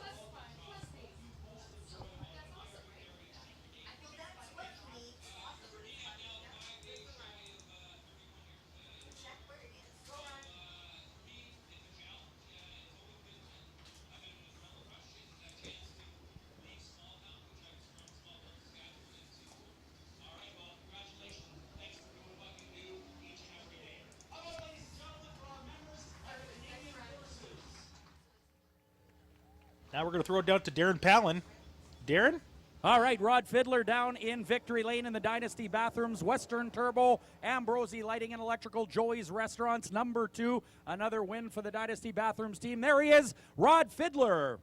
Rod Fiddler, of course, a former Superstock competitor, also a champion motorcycle racer in his time. He raced Superbikes. As Rod comes up to the Victory Lane stage, many thanks once again to Master Warrant Officer Paul Lucas, PPCLI. Rod Fiddler, come on up here. Congratulations on a great win here tonight. Man, is it the truck or is it all you great drivers? What is it? Well, it's the truck and the crew, I think. The crew's great, too. They sure work hard on this thing, don't they? They do, yeah. I'd like to thank Ken, Eugene, Jamie, Harry, Dave, everybody. It's great. All right, how about it, ladies and gentlemen? Your winner tonight in the Super Truck feature, that is Rod Fiddler. Back up to you, Pat Mooney. All right, thank you, Darren, so much. We're going to move over now to Midwest Modified Racing. You can see he's getting swarmed down there. A lot of fans for Mr. Fiddler tonight. Ken Onsowich, there's Jamie Vernos. Not in the truck tonight, but he's with Ken side by side. Of course, Ken Onsowich and of Dynasty Bathrooms, the owner of that truck. Doing a great job to keep promoting this class and keep that super truck division going here at Red River Co-op Speedway. Like I said, we are moving over now to the Midwest Modifieds, and we've got a total of 18 cars. Yes, get a load of that. 18 cars here for a Thursday night action here at Red River Co-op Speedway. So be prepared. We got a lot of cars to go through here in just the next few seconds.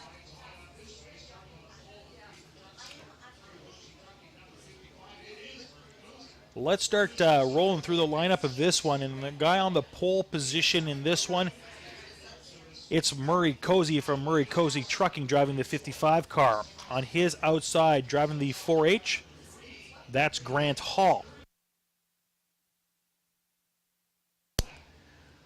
On row number 2, driving the 44, that's Austin Hunter. On his outside, driving the 3 car, you can barely see him there, but he is there. That's Jason Somack. In row number 3, it's the 22 of Rick Hamill. On his outside, it's the 93 of Kay Lynn Cron. In row number 4, we've got the 24 of James Wall. And on his outside, he is a 2-time winner already of this feature race this year. It's the 88 of Paul Veert. In row number 5, on the inside, it's the 18 of Gary Unruh. On his outside, it's the 00D of David Delane. In row number 6, it's the number 12 of Tony Casey.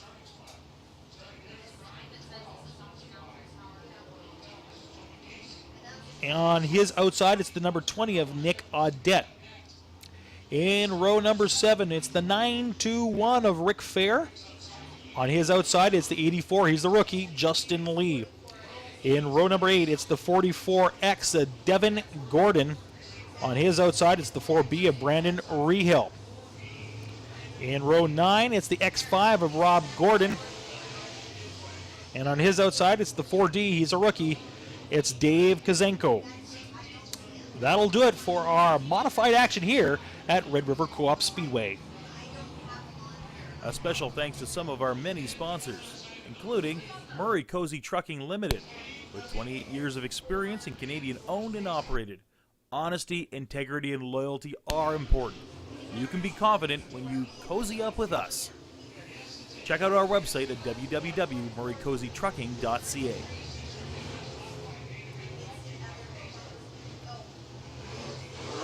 Thursday Night Thunder here, July 13th, 2014, and we are watching a feature race with the Midwest Modifieds. 18 cars. They are lining them up nice and tight as we're getting ready to go. Como's looks like he's in the position to say go right away, so it looks like we'll be racing right away. And the 921 having some problems on the backstretch. He's pulling off, so we lost a car already, so we're down to 17. And we are modified racing here at Red River Co-op Speedway. These Midwest mods, they're loud, but fun to watch. Hill takes the early lead in this one. He jumps up ahead. Cozy still sitting barely in second. He's fighting off a couple cars. It's Hall, Cozy, then it's the 44, the 22, and the 3.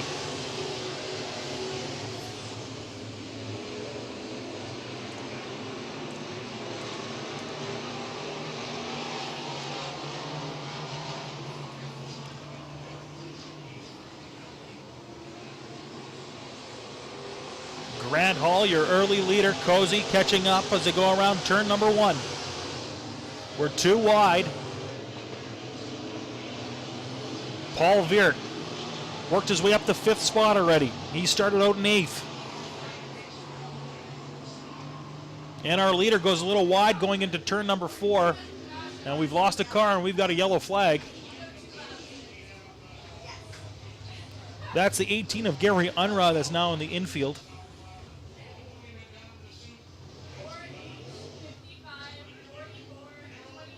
So we're going to change some things up here right away. Oh, that doesn't look too good on the 18 car. Could have turned left a little too hard there. It looks like Unruh will be sitting on the infield for the rest of this race.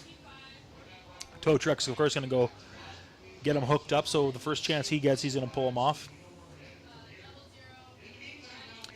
Grant Hall driving the 4H car. Your leader started off in 2nd. He's now moved up to 1st, and he's changed spots with the 55 of Murray Cozy from Murray Cozy Trucking. Austin Hunter driving the 44 car, and Rick Hamill driving the 22 are your 3rd and 4th spot drivers. Somac right now is currently in 5th, and Paul Veert, nipping at his heels, is in the 6th spot. So Veert, who had made his way up the track a little bit, couldn't hold on as we had the yellow flag, and he got pushed back to the 6th spot. And on the front stretch, we still have a car that is talking to the crew on the infield, and he's finally rolling away now.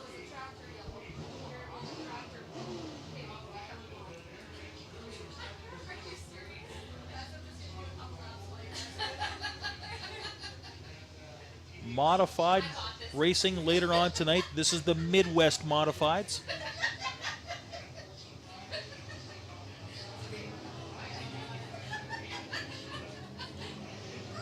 We've got lots of cars here tonight to watch in this race. Paul Veert winning 2 races already this year. He's now sitting in the 6th spot, looking to make his way up the pack and see if he can pick up another feature win here tonight.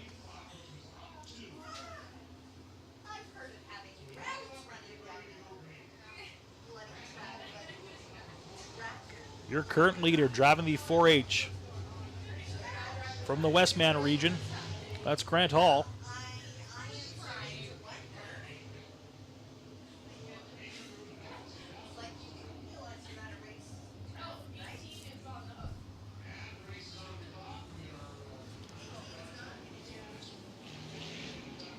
And it looks like we'll probably be going green right away. Como's looking him over once more. They're putting the pedal down to the floorboards, and we are racing here, Midwest Modifieds.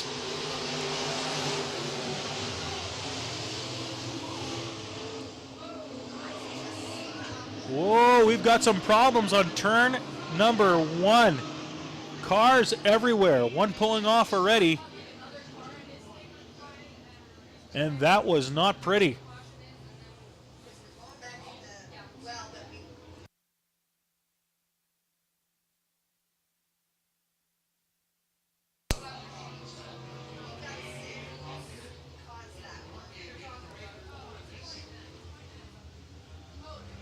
So the danger of having too many cars is chance of more accidents. Great for the fans, fun for the drivers, but the fun part is just while you're on the track. The rebuild sometimes isn't as much fun. So Rennie Paluco, of course, knowing what that's going to be like this week as he's got to do a little bit of work. The number 18 car on our infield right now looks like it's going to have to do a little front end work as well. And it's hard to say what's happening to the other 2 cars.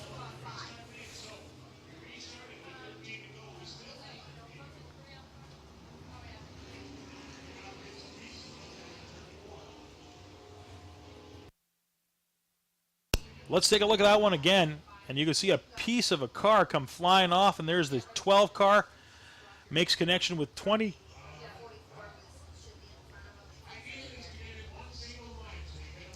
A lot of issues on this one.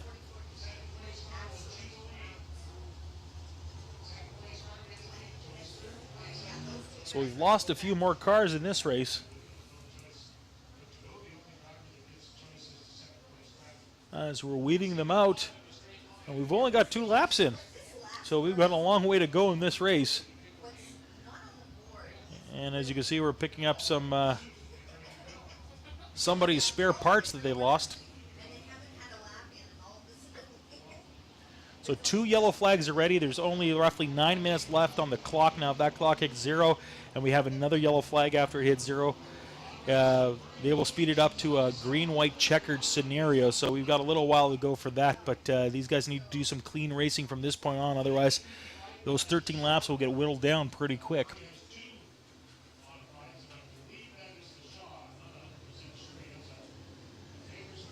Grant Hall, currently your leader in this race.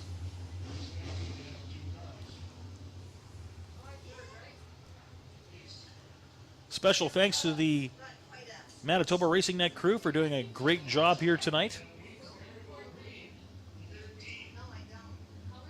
Bryce and Cliff, Nolan Marshall, all bringing it all together for you at home to watch tonight's action.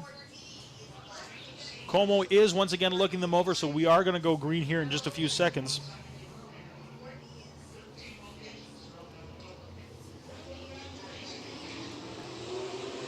And it looks like we are a green flag. We're racing once again. And the number 3 car of Jason Somack makes his way onto the back of the track. He wants to get some points tonight. And we've got a new leader.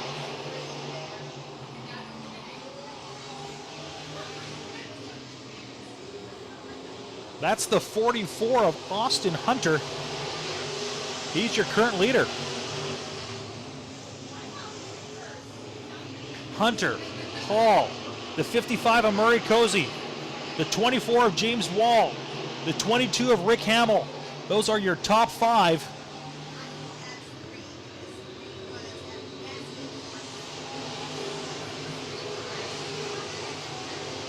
And they're catching up to Somack pretty quick. And it looks like we're going to add another car to the back of the pack. He's looking to come in right now.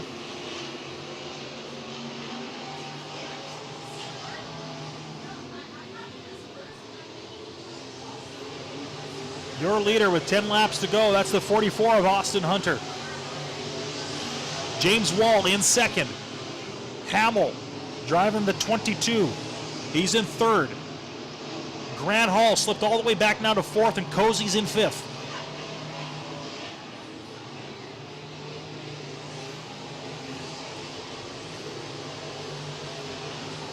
The X5 car, Rob Gordon. Now here's a bit of a story. Gordon started a little further back.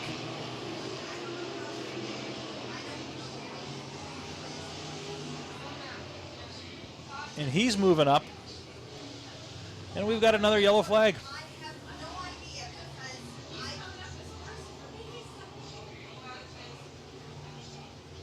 Just when I thought we were going to get some racing in, another yellow flag.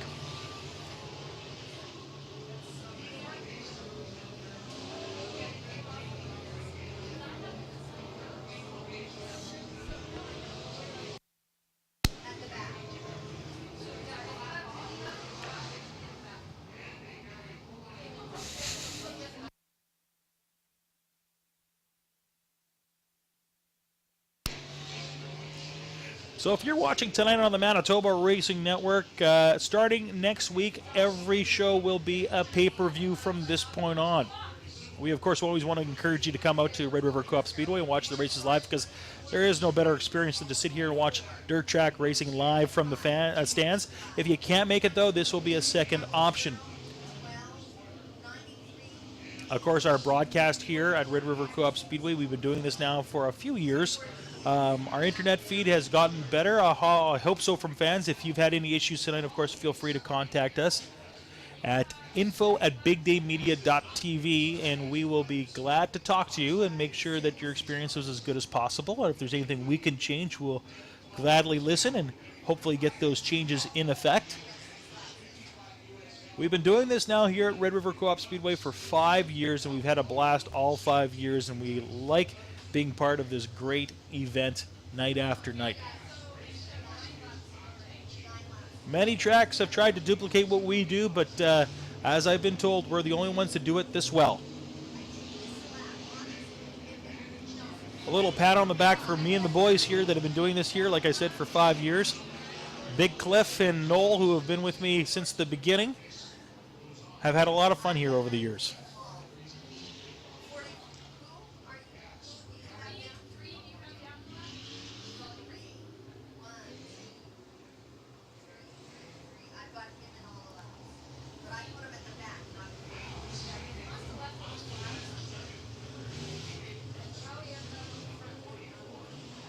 $14 cars left out of our original 18, so we've lost 4 along the way. We've seen a lot of changes during that time. Austin Hunter now, your current leader.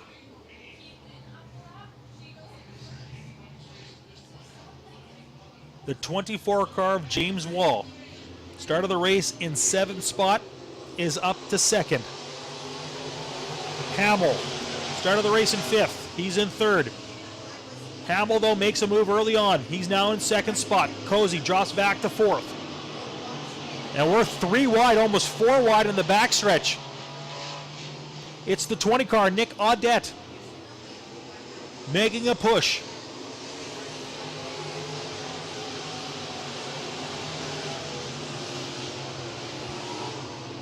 And we've got a lap in.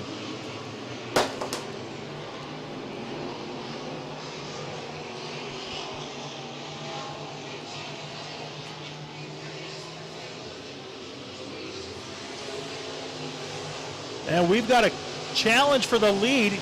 It's Hamill and the 44 of Austin Hunter. Hunter grabs the lead back again as they go around the backstretch, heading through turn 3 and 4. Hamill's on the inside. These two guys are close. More great racing from 3rd through to 6th.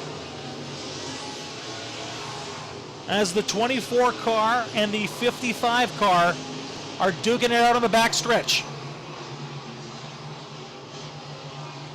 As they go around turn 3 and 4, Hunter still your leader. Wall currently holding 3rd spot.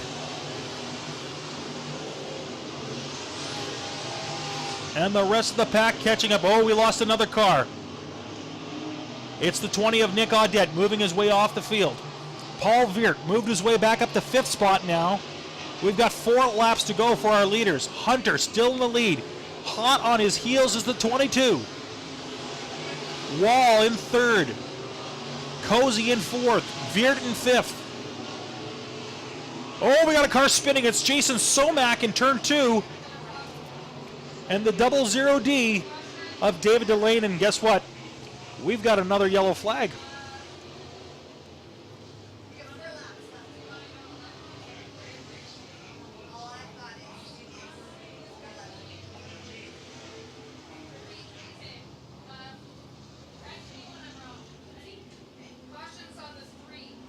Somack looks like he had problems going into turn 2. Started to spin out a little bit, caused Delane to try to veer around him. He spun out as well. And as you can see here on the Manitoba Racing Network replay, Somack going into turn 2 just starts cutting in hard, starts to spin, causes Delane to spin. And Somack, who was doing so well on that restart, going to find himself at the back of the pack in this one. Or in this case, right off the track.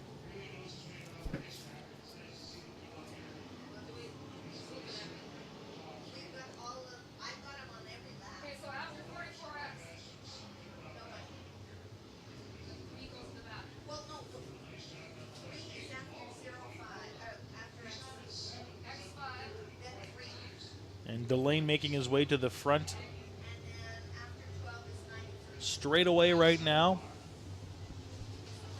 Our leaders filing into position.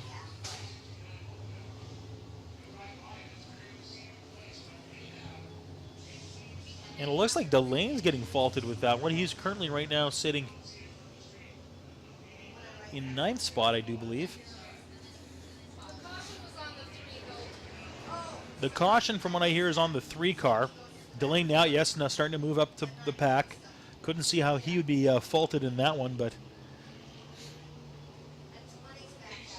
And you can see Delane now moving his way up, finding his spot in the pack. And it looks like we got a Delaware restart. As we can see, they're all going to go single file for this one.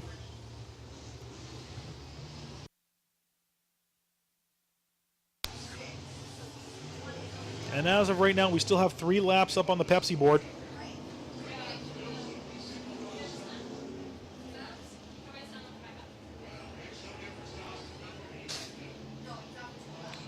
So this is where it gets interesting.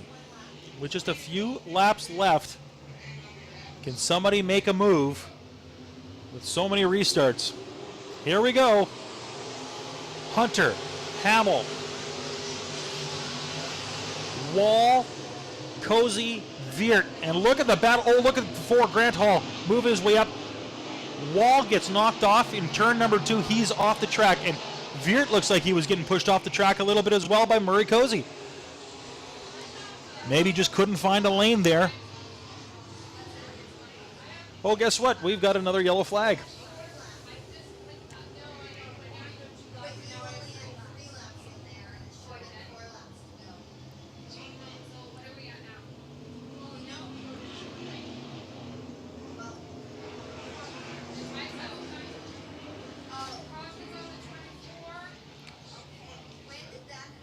Sounds like the caution is going to be on the number 24 car. That's James Wall. And you can see time is off. Is out on the board by the flag stand, which looks like we are going to a green-white checkered if everything works out.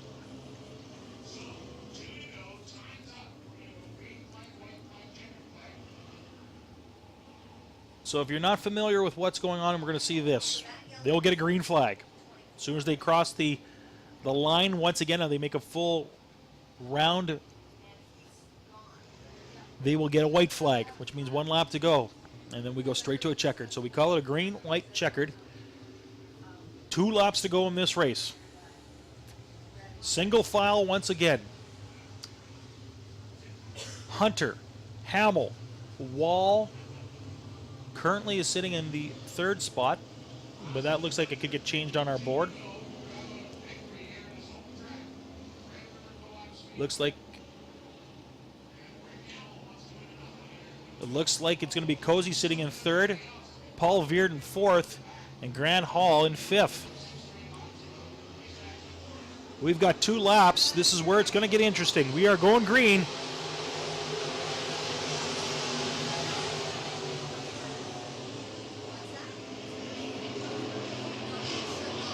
Hunter jumps out to an early lead. Hamill's got some time, and so does Cozy. Paul Veert in 4th. If you're going to make a push, now is the time as they go around turn 4. Austin Hunter got about a 3-car lead.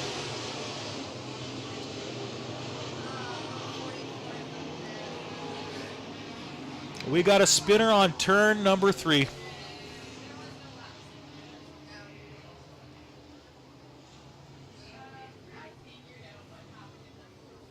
And it looks like we got the 88 car that spun out before getting to turn 3 as well, so the caution looks like it's going on the number 44 car.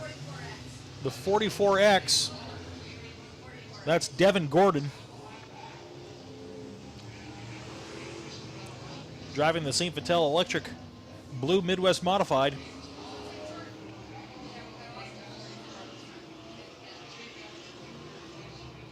Race is running a little later tonight than normal. We still have 3 more features after this, so it could be a late night.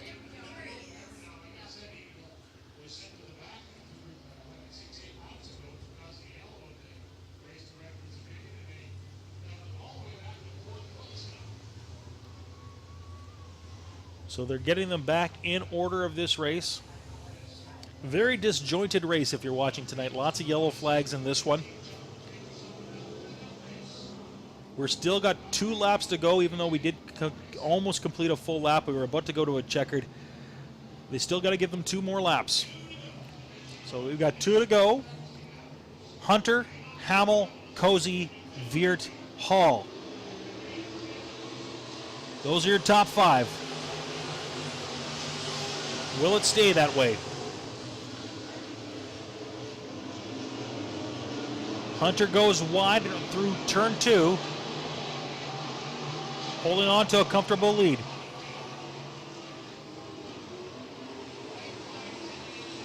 We've got a white flag. 1 to go.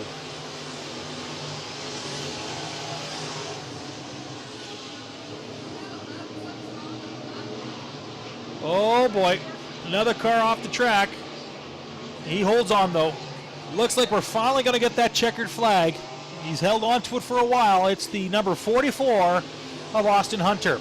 Hamill gets second, Cozy third, Paul Veert fourth, Grant Hall fifth.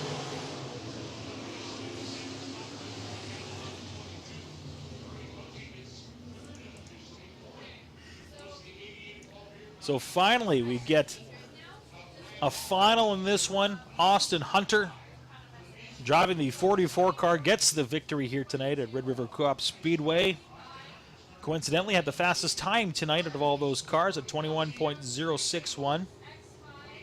Hard to tell though, there were so many breaks in this one that it didn't feel like they were going fast at times. It was race a lap, yellow flag, race a lap, yellow flag, but we finally got it all in.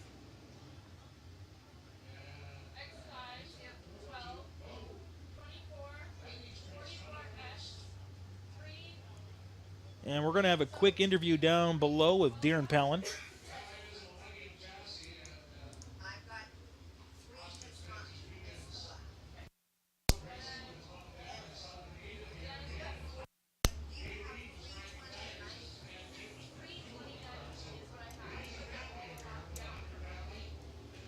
Austin Hunter with the victory here tonight. Holding the checkered flag.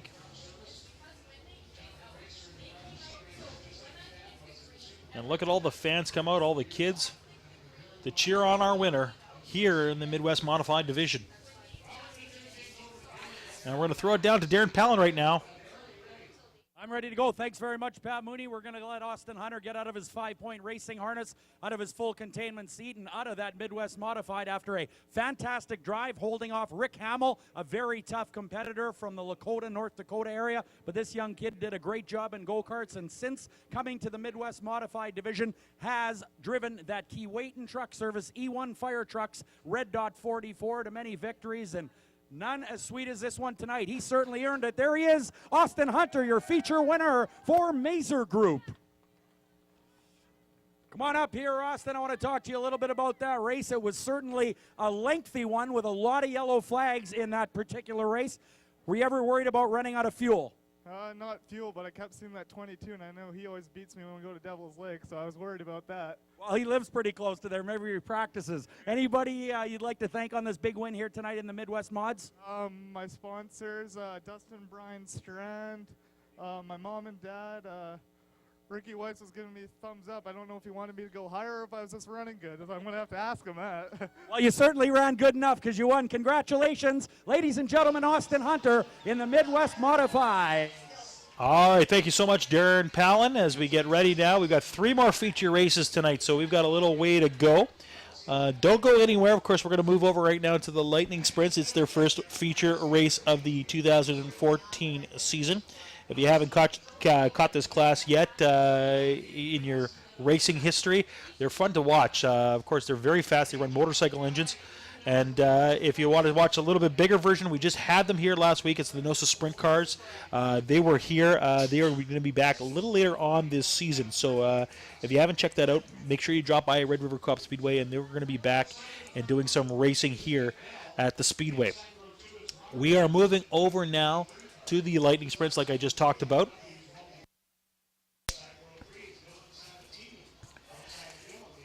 And we have a total of 14 cars here tonight. So let's run through the lineup as quick as we possibly can, because I have a feeling as soon as Austin gets inside that 44 mod, Midwest mod, we're going to be racing within a lap or two. So let's roll through this really quick. Driving the 33 car, that is Murray Temple. On his outside, driving the 14, that's Ed Bell. In row number 2, driving the 43, Robert Livingstone. On his outside, he was a champion here, and he did quite well last year. He's back at it again. It's the 35W of Wally Butler. In row number 3, driving the 29 car, that's Dylan Sabatini. On his outside, driving the 11, that's Dexter DeVergston. In row number 4, driving the 96, that's Jared Kalniuk. On his outside, driving the number 1, that's Chris Soren. In row number 5, it's the 7S of Brent Stagg, and on his outside, the 27 of Chris Unruh. In row number 6, it's the 13 of Alan Truszczynski. On his outside, it's a former champion here at Red River Co-op Speedway of this class. It's the 2R of Roland Bernard. And in row 7, it's Alex Truszczynski. On his outside is the 2X of Oli Ermhuntraut. There you go. 14 cars tonight in the Lightning Sprints. Should be fun to watch here at Red River Co-op Speedway.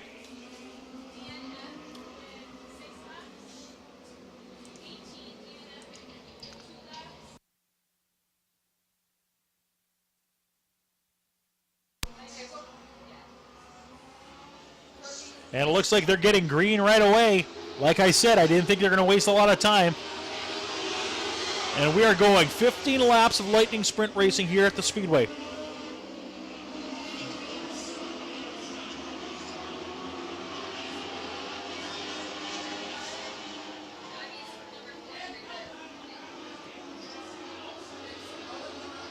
We've got a battle up front. It's the 14 and the 33. That's Ed Bell and Murray Temple.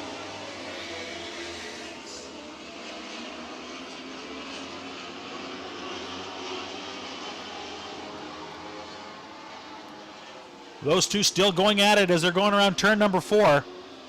Oh, 2 cars collide in the front. Oh, Wally Butler. Oh!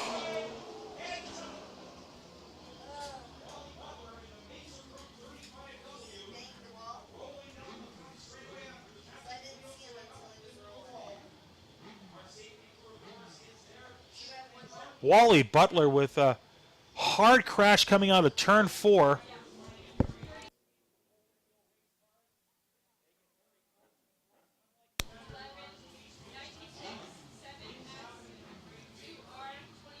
The emergency crew is, of course, out to Wally Butler right now to make sure he's okay. Take a look at the replay again. He collides, hits the wall,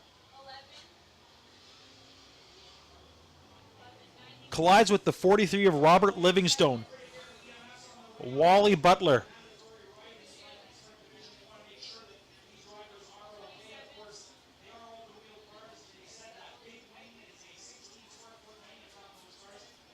It is a scary thing when your car flips like that. That is the one thing about these Lightning Sprints. When they make contact with a wall or another car, it can be very dangerous, and that is not the first time for Wally Butler's crew. Last year, Amber Balkin did the same thing on the front stretch. Ended up tumbling her car. Of course, she was racing with Wally Butler, so that's the second time that this team has seen that in 2 years.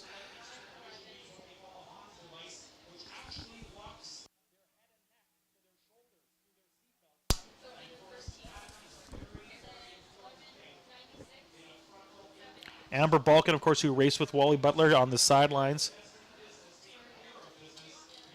Checking out her former teammate and partner.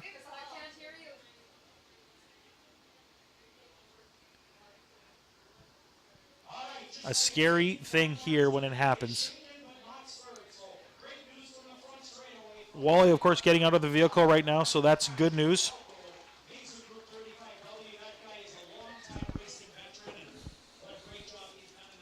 A scary thing.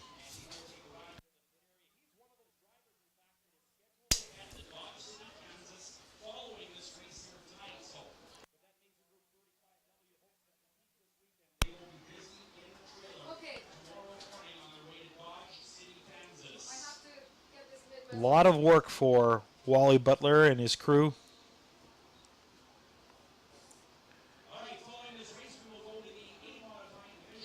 Here is the accident once again. As you can see, kind of veers off a little bit. Maybe loses a little traction going into turn 4. Cuts into the lane of 43 Robert Livingstone.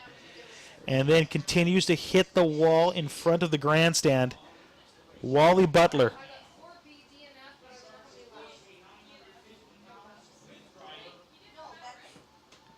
with a tumble. It's good to see him getting out of the car.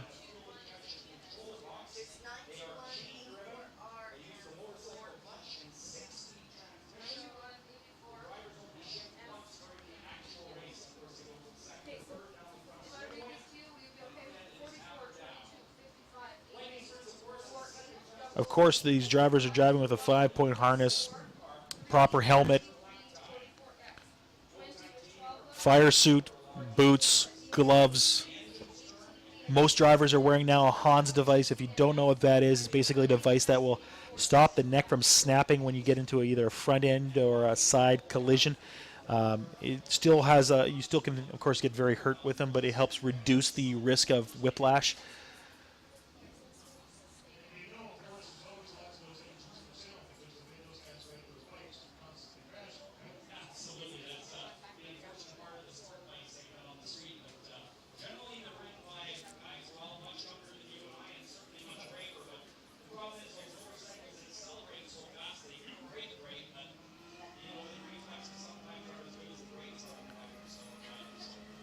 Always a scary sight when a driver flips the vehicle over and over again.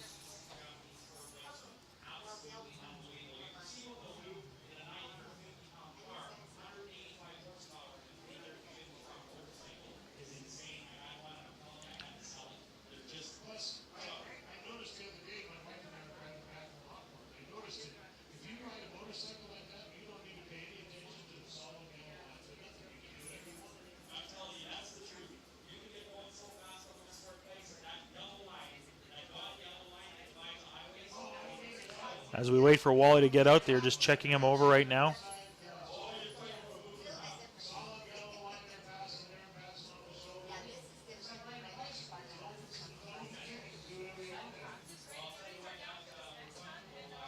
Wally Butler, as you can see him there, getting out of the vehicle right now.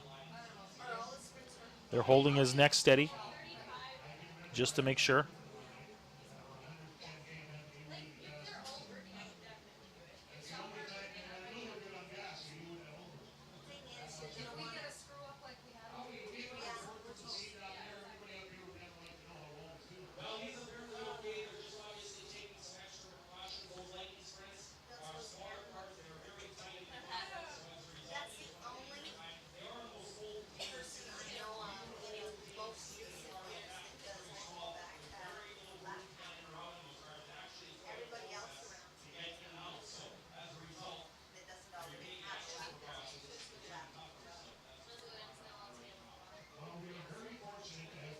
We are going to have a long delay here, probably for another few more minutes as they clear the car out of the way. Make sure Wally's okay, get him into the ambulance. Of course, anytime you're in a wreck like that, the ambulance, of course, comes out, and it's a precautionary measure just to make sure. So he'll get a ride back to his pit if everything is okay. If not, they'll take the necessary precautions to make sure Wally's all right.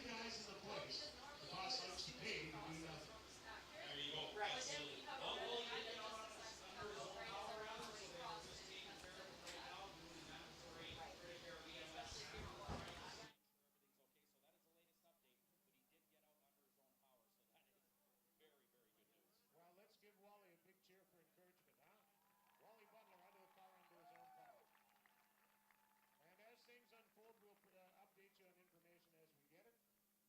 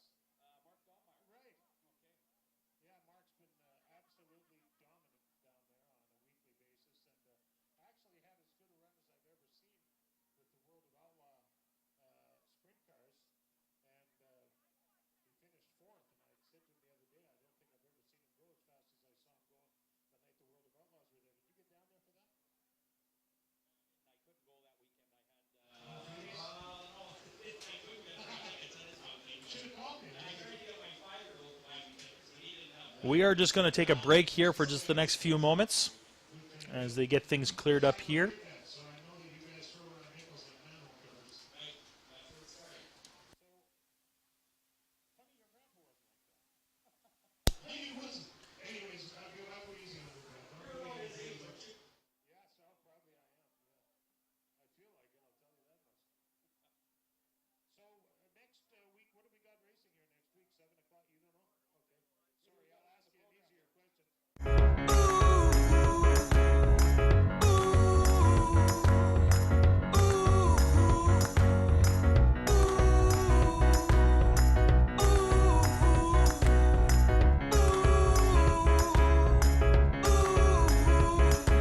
Walking down the sidewalk, kicking my feet as I'm moving to the music. Step to the beat. I woke up today, canceled all my plans, and I stepped right outside with my guitar in my hands. And the notes became loud as the sound caressed the air, and I kicked it up a notch as I strolled without a care. Cause I'm going down the road to a brand new place, and I'll get there with a smile on my face. Yeah, so lift me up. I'm moving on, singing and dancing while I play my song. Yeah, I'm having a good time, keeping it going. Come on, clap your hands and won't you sing along? And now let's take it up high. Give our dreams their wings to fly. Gotta keep the fire burning, keep the hope alive. You gotta keep it turning.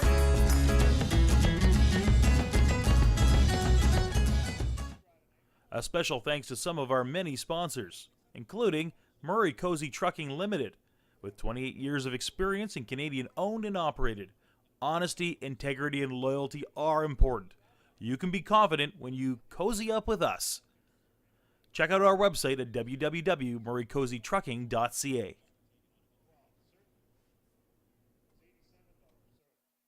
I won the 50-50 draw. I got to tell you guys this, and I won the 50-50 draw at Devil's Lake Speedway. So we go there one night, and we're sitting around there. The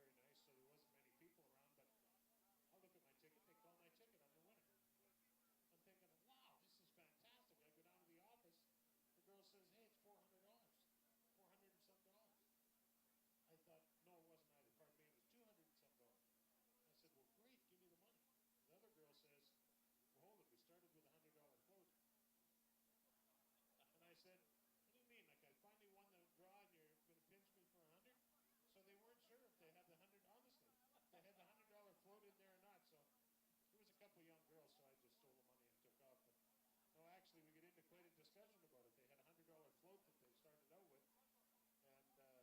the winner. I'm thinking, wow, this is fantastic.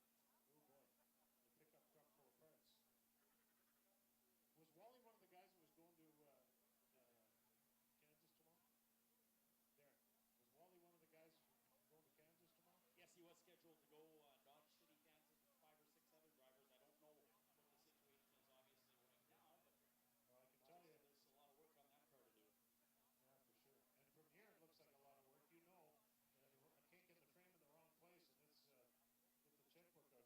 you're going to pinch me for 100? So they weren't sure if they had the 100, honestly. If they had the $100 float in there or not. So there was a couple of young girls, so I just stole the money and took off. But no, actually, we get into quite a discussion about it. They had a $100 float that they started out with. And it took me, I think I was in the office there for about an hour getting that sorted out. Oh boy, the pickup truck full of parts.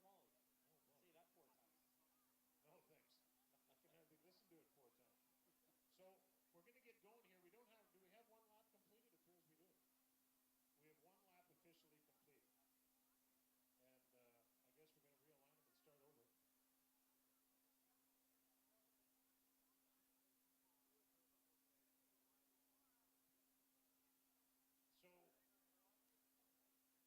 No, thanks. I can hardly listen to it 4 times. So we're going to get going here. We don't have. Do we have one lap complete? It appears we do. We have one lap officially complete, and I guess we're going to realign them and start over. So we're just about ready to go. Tabitha, what do you got in front of you there?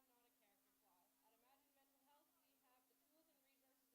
Depression is a chemical flaw, not a character flaw. At Imagine Mental Health, we have the tools and resources available so you can start the conversation with your family and healthcare provider. You're crazy not to talk about mental health. Visit imaginementalhealth.com for more information. So the ambulance now has finally moved away. Welcome back to the Manitoba Racing Network. If you've been away for the last few minutes, of course, Wally Butler in a very scary crash here as we went one lap into the Lightning Sprints feature tonight. Hitting the front wall after losing control going into turn 4 and flipping the car numerous times. They've taken away an ambulance, and it looks like he's okay, got out on his own accord. But a very scary moment here for Wally Butler. Just a year ago, his teammate Amber Balkin had the same thing here on the front stretch.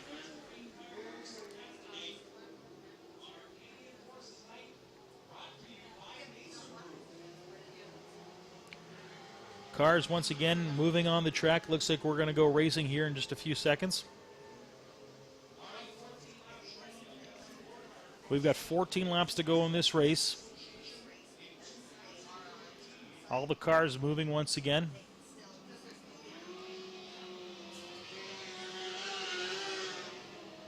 $13 cars left remaining of the 14 we started with.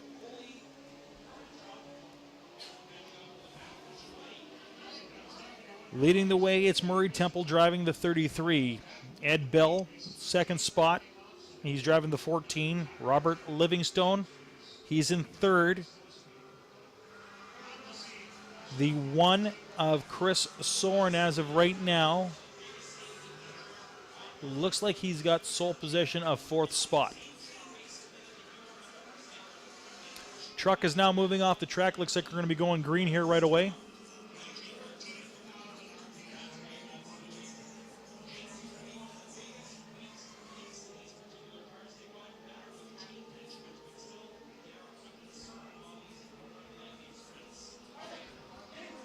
Still 2 more feature classes tonight. We got to do the modifieds and the late models.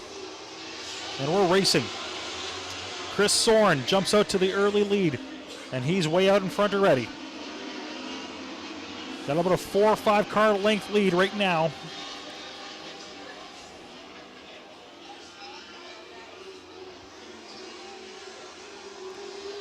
Driving the direct by number 1, Soren your leader. Temple currently sitting in second. Ed Bell third. Robert Livingstone in fourth.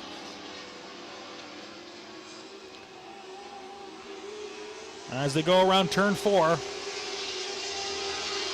cars starting to spread out a bit.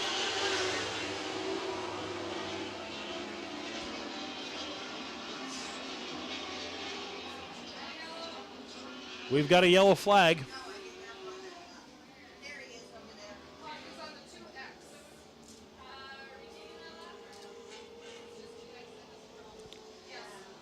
Looks like it's the 2X of Ole Ermentrout. That's not good news. Another delay here tonight. It's been a myriad of them. The Midwest Modified's taking quite a long time tonight to get through their 15 laps. And the same now can be said here for the Lightning Sprints, but it was just an accident after the first lap as Wally Butler, of course, hits the front wall.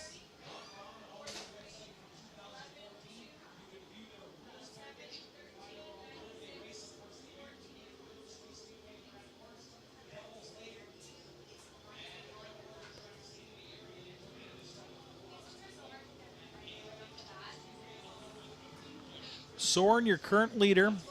Murray Temple sitting in second.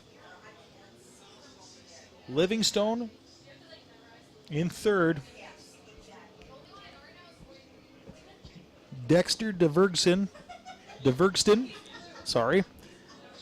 is currently sitting in fourth. And Roland Bernard is driving the 2 car. He's currently sitting now in 5th spot.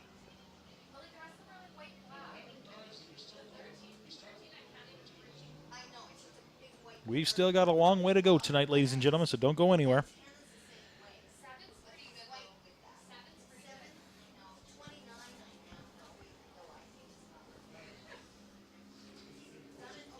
We hope you're enjoying your live broadcast tonight on the Manitoba Racing Network. Next week, we're starting our pay-per-view series for the rest of the season. Just a reminder, they do not work on your mobile devices, so you'll need to be at a computer if you'd like to watch our pay-per-view shows.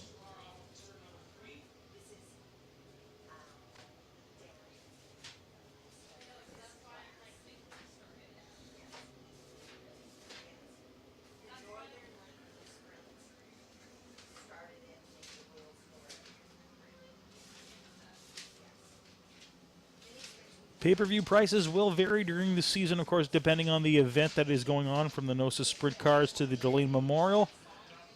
But the average week, you're looking at a $6 price tag to watch racing here at Red River Co-op Speedway.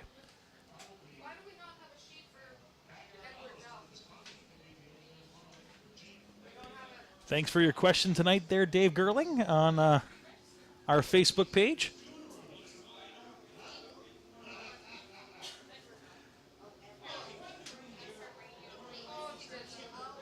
We're supposed to be showing fireworks here later tonight, but by the time these races get completed, we may be serving people breakfast instead.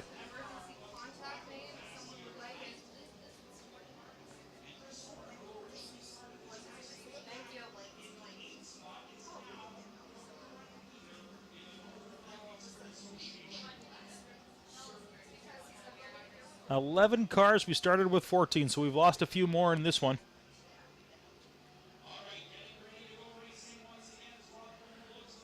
We are going to go green here, ladies and gentlemen. Get ready to go. And we are racing here at Red River Co-op Speedway.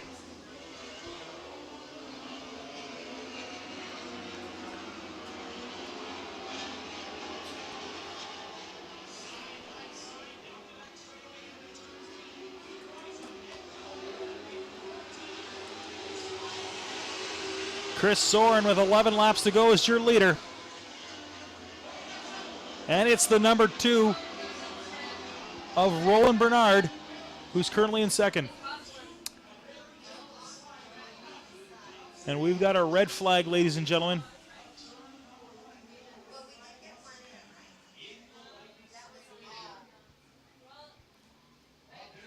Ladies and gentlemen, we have a red flag on this one.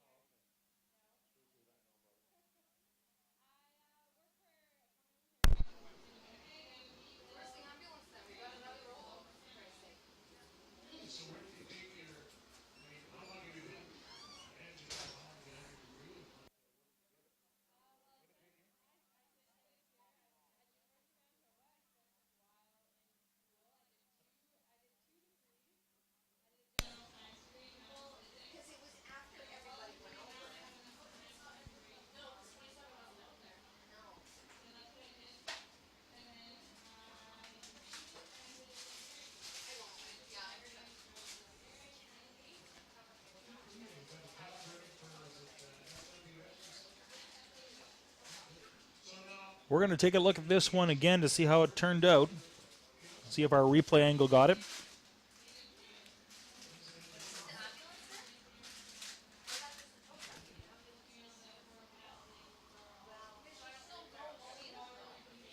As you can see, losing control in the corner. Nobody around to touch him. That could have been a lot worse. Thank goodness it wasn't.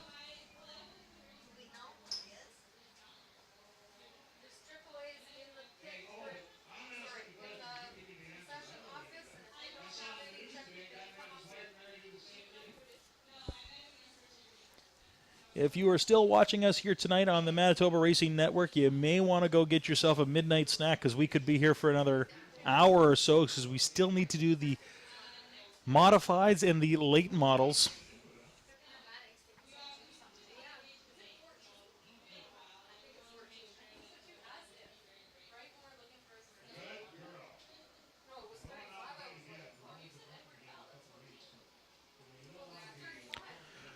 So it's the number 14 car that gets into the accident. That's Ed Bell. Loses control in turn number 1 and tips the car over.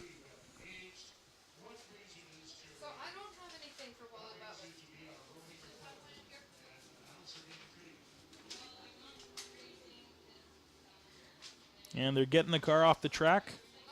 Still drivable, which is good news. Maybe not so much work for the pit crew this week to get it all ready to go for another week of racing.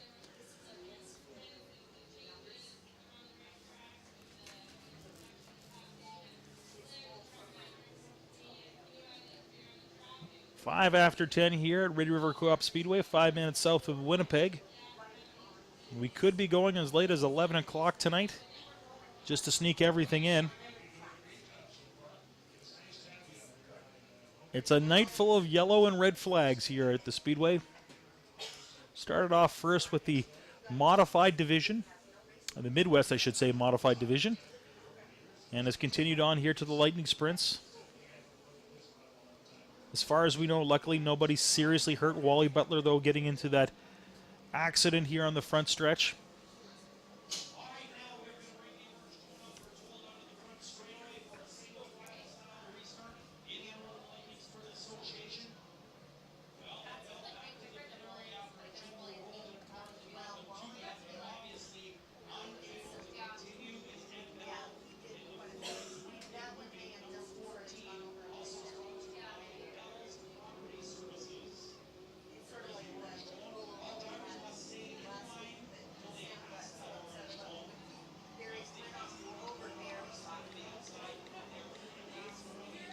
Thank you for watching the Manitoba Racing Network here tonight on this live broadcast from Red River Co-op Speedway.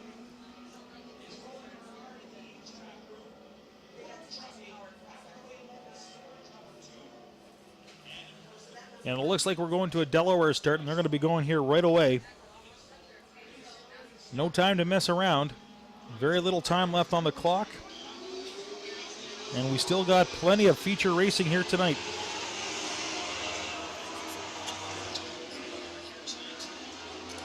If you're one of our 40 live viewers, thank you for watching tonight.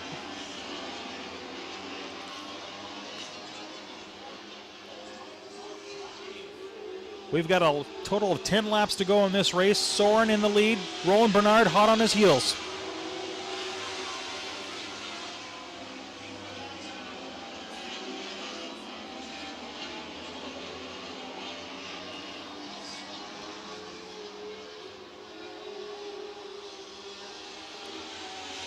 Chris Soren, your leader. 9 laps to go.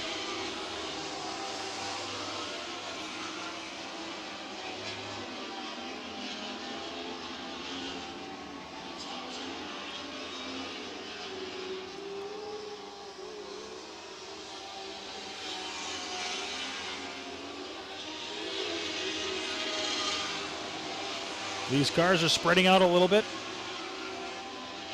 The race, though, is heating up for third spot. Livingstone currently holds on to that one. Murray Temple fighting for fourth. Holding on to fourth, I should say, trying to get third.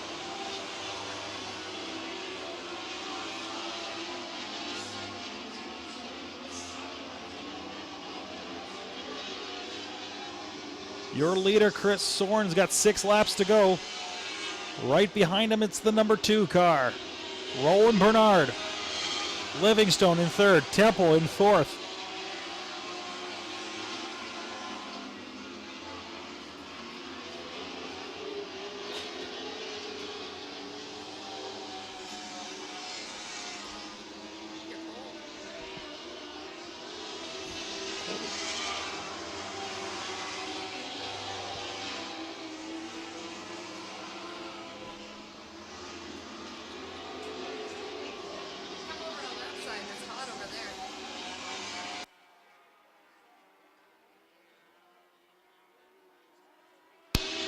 We've got 4 laps to go. Our leaders still have a way to go.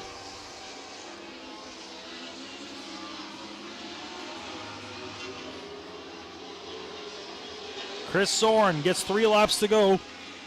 Roland Bernard in second. Livingstone, then it's Temple duking it out with DeVergston.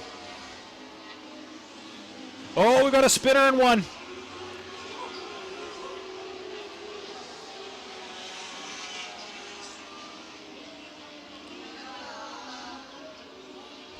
I think Rob Como has not taken down that flag once tonight. He keeps it in his hand at all times because all we've seen, race after race, is a yellow flag.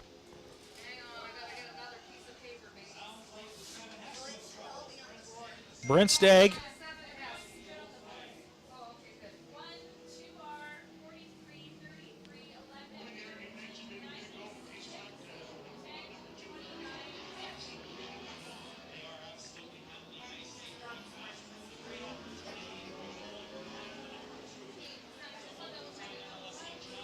Tow truck moving in right now to see if he can get Stagg going. Just looked like it was just a simple spin out.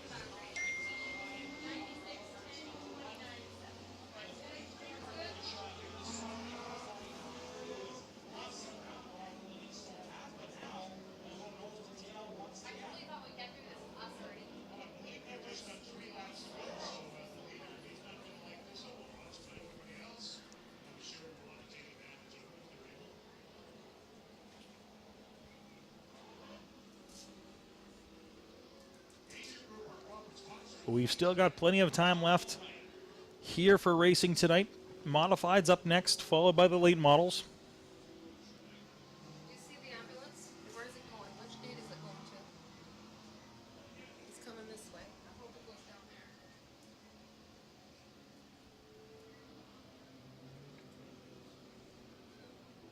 All right, well, the 7S team intended to on the bottom of the racetrack.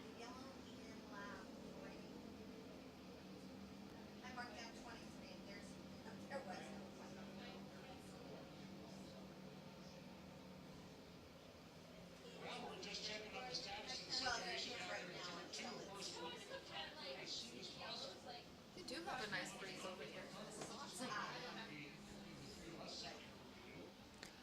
We've still got a long way to go tonight, like I said. Modifieds next. Late models after that. Want to introduce them? Samantha? Would you like to introduce Samantha? We got the timing and scoring girls here doing a great job tonight getting everything in order. Samantha, Glenda, Carol, and Crystal are all up here doing a great job. Thank you, ladies, for doing a great job tonight. Of course, on my other side, I've got the two vets that have been here for so long, Darren Palin, Pat Mooney, and we got a newcomer sitting in the chair. If you come down to the track, you may hear her from time to time. And if you check out our Inside the Track edition, she was one of our special guests for the evening. I won't say who it is, but if you take a look at our last Inside Track we have, she was on it. Hey, guess what? We're racing again. That was quick. We've got 3 laps to go. It's a battle between 1 and 2 up front. Literally. Number 1, Chris Soren. Number 2, former champion, Roland Bernard, driving the 2R. He used to always just drive the number 2. He switched to adding an R this year. See if that makes a difference. Soren starting to get out to more of a commanding lead.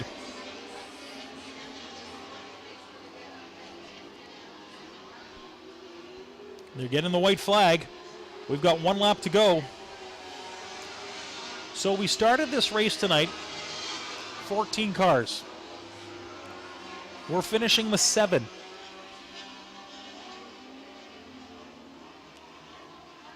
Our leader coming around turn 4. This is for the win.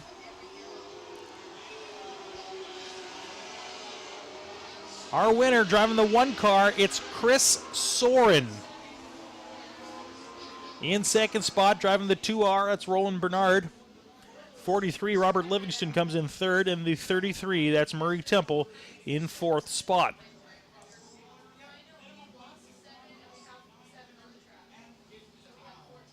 These cars going fast on the track. 18.9 seconds for Chris Soren.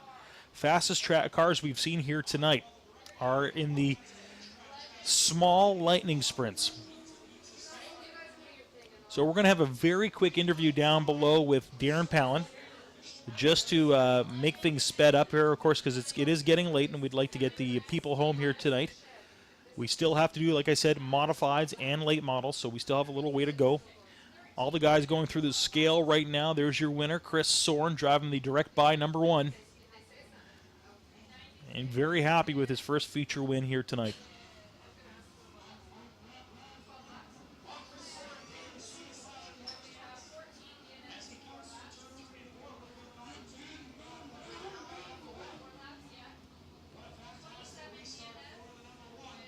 And like I said, there is the number 1 car. Gets the big win. Getting the picture.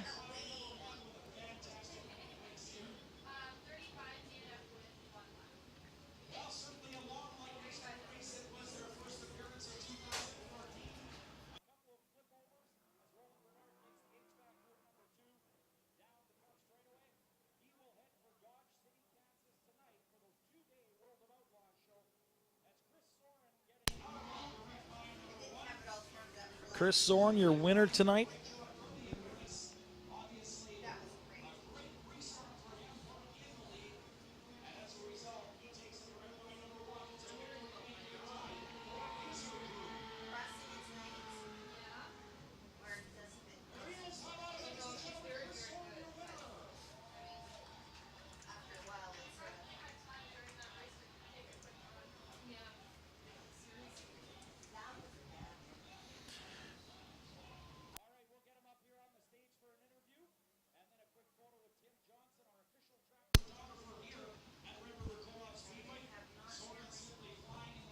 Chris Soren coming up to take the picture and, of course, to do a little post-race interview. He's very happy. Well, they talk about restarts in Lightning Sprint Racing, and tonight, man, you got a great restart earlier. It got you the lead, and you never looked back. That was a wonderful run tonight. I did a couple adjustments that I thought maybe it'll work, and I was hoping for it, and it came. The track came to me, so. No doubt about it. That thing was super fast. Anybody you'd like to thank? Well, thank you for my wife for allowing me to do this, and my kids, first of all. Thanks for my sponsors, Direct Buy, My Natural Path, and there's a whole list of them. And my parents, thank God for my parents. I wouldn't be here either, so it was a good run tonight. Good night. All right, how about it, your winner tonight in the Lightning Sprints, Chris Soren in the Direct Buy number 1. All right, thank you, Darren. We are moving over now to modified action here at Red River Coop Speedway, and we've got a whole pile of cars in this one as well. So buckle up. We're going to roll through them as fast as we can as we get ready to go modified racing here at the track south of Winnipeg. So let's take a look here how this shakes down. Getting the pole position tonight, starting there is the 35 car of Adam Magus. On his outside, driving the number 9 Ford, it's Lee McRae. Row number 2 has the 29K of Ryan Kerlick, was the winner last week. On his outside, it's the 7 of Danny Staff. On the inside of the next row, it's the 57 of Kevin Sexton, and Ward Embry's on his outside at the 10W car. In the next row, it's the 20X of Darian Boyce, and on the other side of row 4, it's the 5G of Scott Greer. In row number 5, it's the 25 of Eric Gio, and on his outside, it's the 1R, the veteran, Rick Delane. In row number 6, it's the 40 of Henry Peters, and on his outside, it's the 51 of Randy Belloc. In row 7, we have the 4N of Nolan Olmstead, and the 57 SS of Mike Tiani. In row number 8, we have the number 4 of Stephen Norden.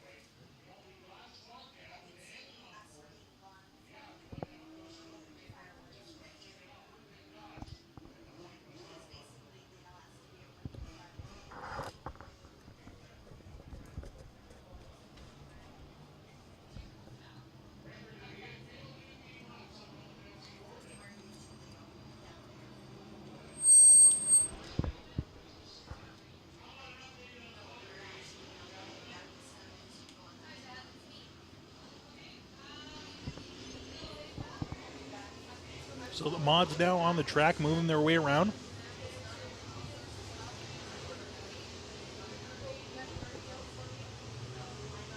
Special shout out I'd like to give to a special guy on my crew that has been working really hard for us over the past couple of years here. He's been a newcomer to the Manitoba Racing Network team. He's also the web guy for the Red River Co-op Speedway now. His name's Marshall Mays, and all these wonderful graphics, including that ticker you see at the top of the screen, are all courtesy of him. So great job, Marshall. Thanks for all of your hard work here with the Manitoba Racing Network. Lee McCrae jumping out to the early lead, driving the number 9 Ford.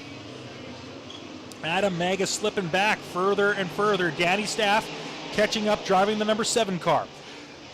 The 10W of Ward Emery is currently sitting in 4th as they round turn number 4. Your leader still holding on. It's that number 9 car. Start of the race in 2nd is holding on. On the inside, Danny Staff trying to make up some ground. Now we got him 2 wide right now in the back. That's Darian Boyce, Ward Emery, but he's getting stalled by the 35 of Adam Magus.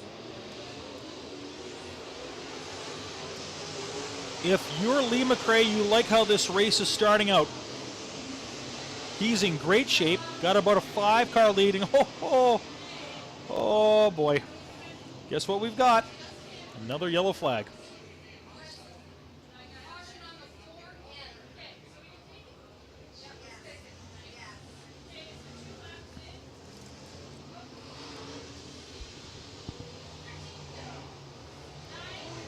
If you're Lee McCrae, there may be a slight tear dropping from your eye. He has not won yet here in his modified class. He's not won a feature race here at Red River Co-op Speedway. Hoping to do so. Got about a 4 or 5 car lead. Looking good. And you get the dreaded restart. Not exactly the way you wanted this to go. Especially when he jumped off the pedal so quick in this one.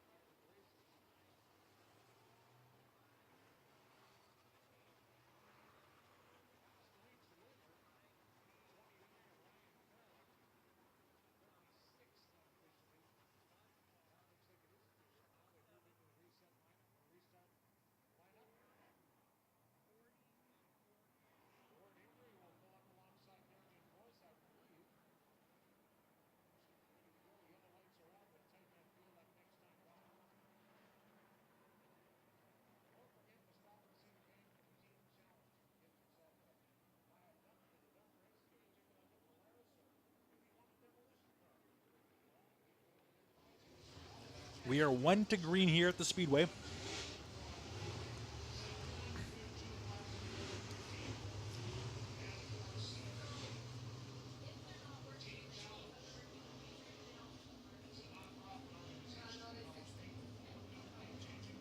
Lee McCrae on the pole. They're following him in rows of 2 behind him.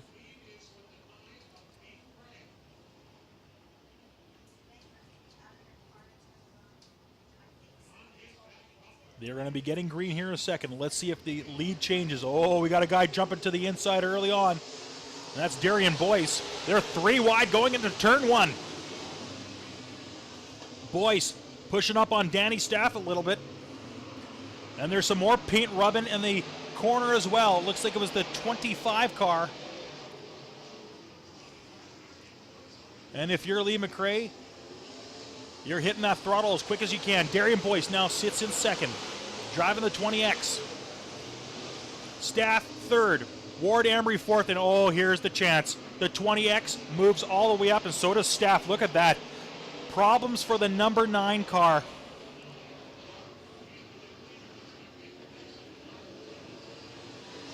Darian Boyce, your leader. 11 laps to go. Boyce, Staff, Ward Emery making his way up there. Ward, of course, winning the heat race, looking to do something here in the feature. Scott Greer in 4th.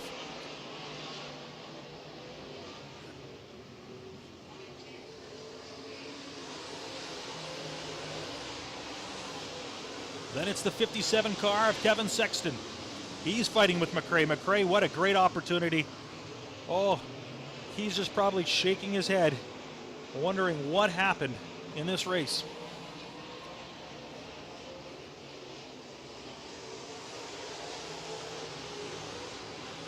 Darian Boyce still holding on to the lead.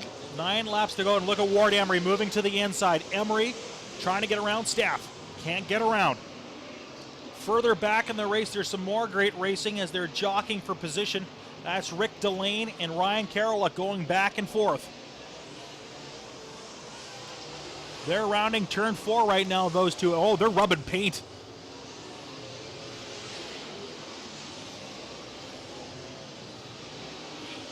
Darian Boyce with a very, very comfortable lead so far. The kind of lead that poor Lee McRae had before the restart. Staff still sitting in second. Greer making his way up to Ward Emery. It's Boyce, Staff, Emery, Greer. Those are your top 4. McRae still fighting out for 5th, though. He hasn't fallen too far back.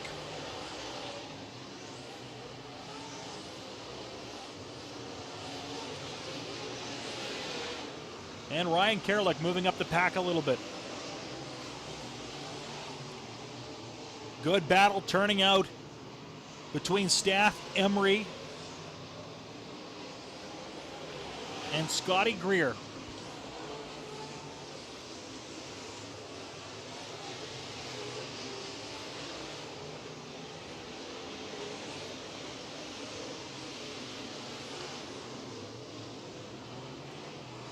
Your leader driving the 20X, that's Darian Boyce. We've got 4 laps to go.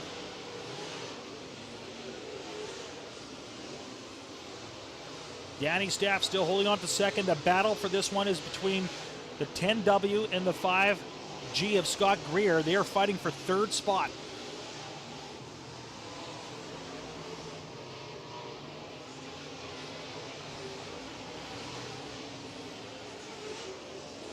Don't feel too bad for Mr. McRae. He has a lot to celebrate.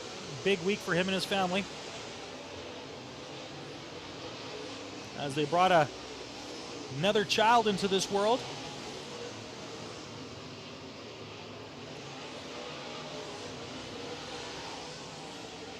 We've got 2 laps to go for our leader, and he's moving on to lap traffic. He passes 1 car. This is where it can get dicey. He's got 1 lap to go. Can Darian Boyce hold on?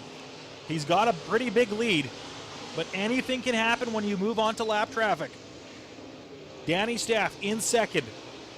Ward Emery 3rd. Greer 4th. McRae 5th.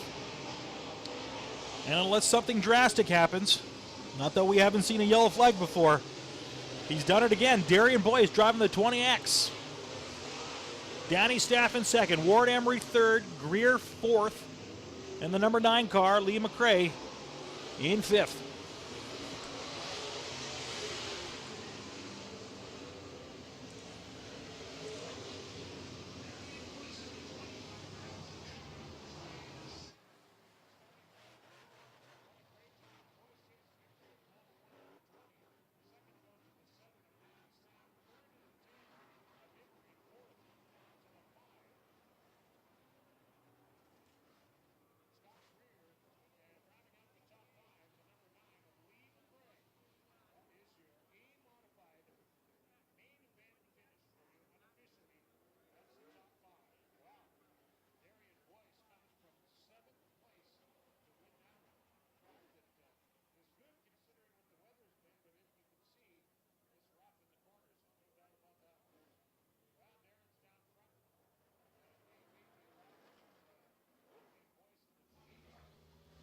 Your winner driving the 20X tonight, that is Darian Boyce.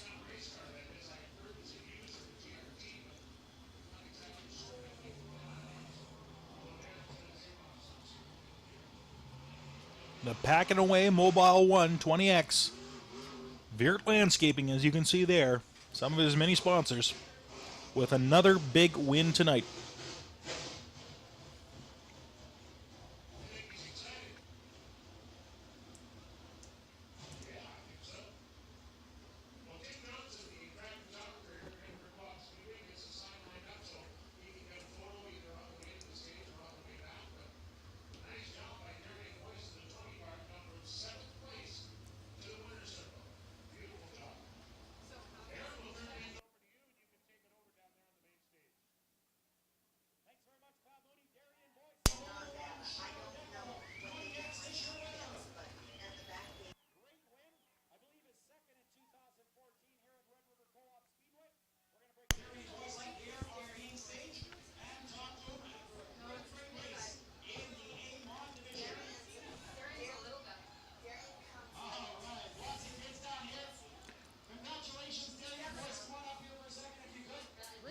out there, man. That race car is working well. What kind of chassis is that? That's a GRT by Terry Phillips. And we did a little tweaks to it ourselves, so we like to call it Terry Phillips B by Boyce. So, yeah. Like to say thanks to all you guys. Great crowd tonight. Thanks to Mobile One, CB Investments, Veer Landscaping, Packing Away, Highway Number 1 Self-Storage. Awesome engine builder, Corners Quickly. I forgot to thank last time, and here's a shout out to Ian Russo because I forgot to do that last time. Wish him the best, and thank you guys for coming out. Appreciate it. How about it, Darian Boyce, your winner in the modified division. What a great job. This one sponsored, of course, by Mazer Group. All right, thank you, Darren. We have one race class left to go tonight, and that is the late models. They are moving on to the track as we can speak, so I have a feeling we're going to be racing right away.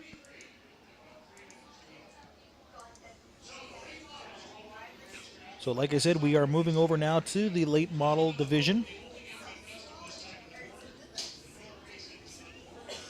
Ricky Weiss, the guy to beat in the late model this year. He's done quite well already with a couple feature wins.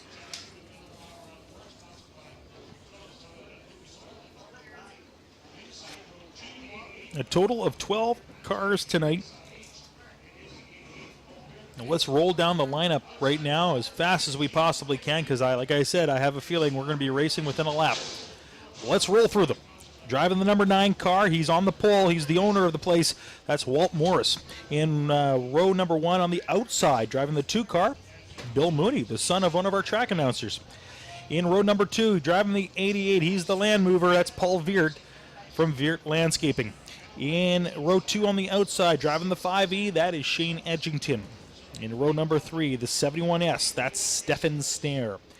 On his outside, he's the vet. He's got a lot of wins in his career. That's Mike Balkin driving the 10.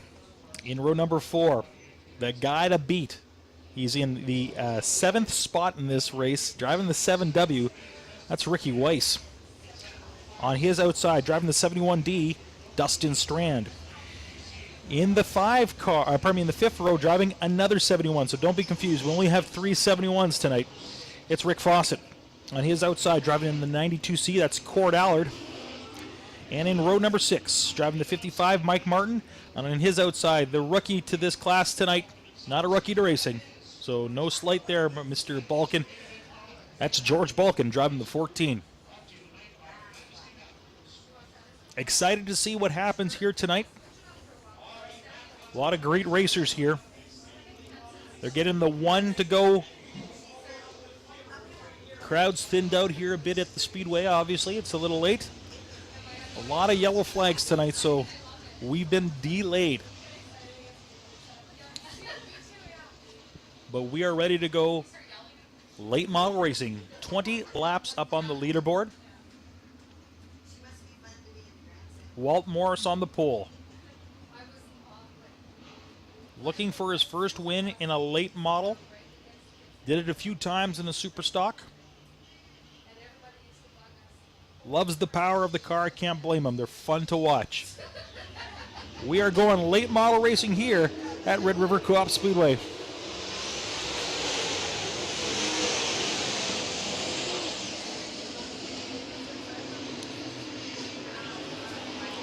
Bill Mooney jumping out to the early lead. Walt Morris in second. Oh, we got cars everywhere. Oh, boy.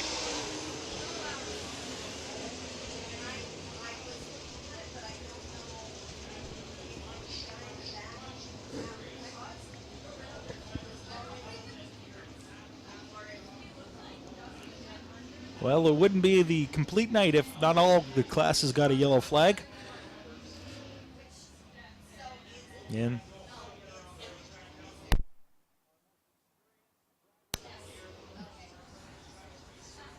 let's look at this one again.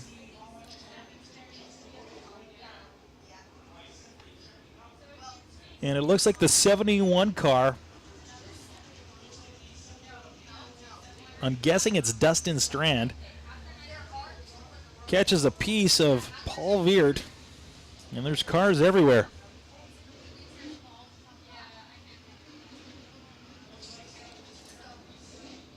This may take a while to dig out. 3 cars in the corner, not far from the lake.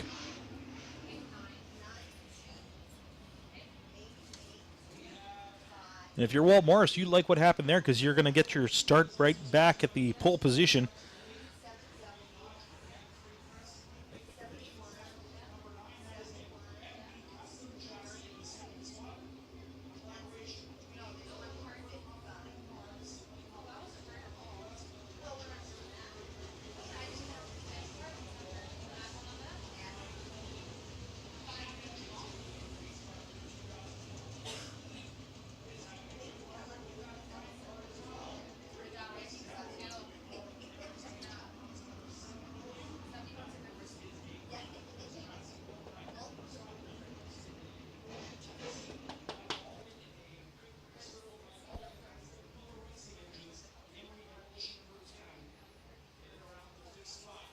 So the car is going back into order right now.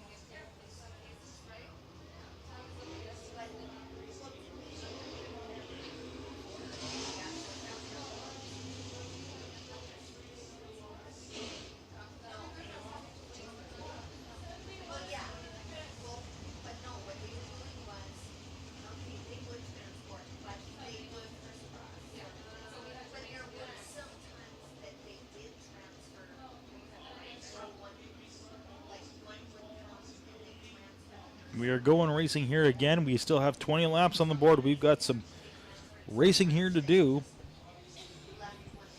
Getting closer to 11 o'clock here at the Speedway.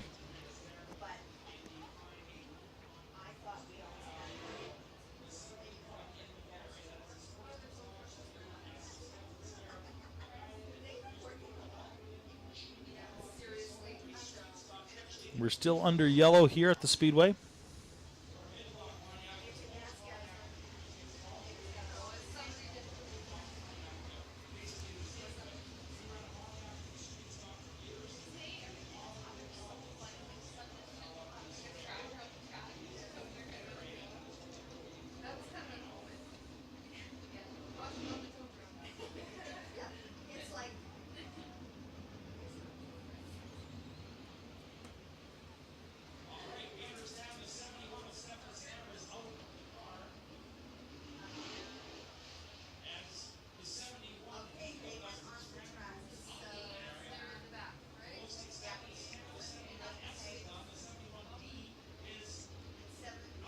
They're getting one to green now, so we're going to go racing here in one more lap. And we talked before about thinning out the herd a little bit. We lost a car.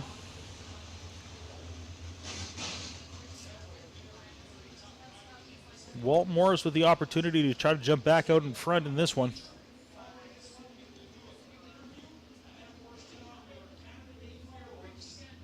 We still have fireworks here tonight at the Speedway.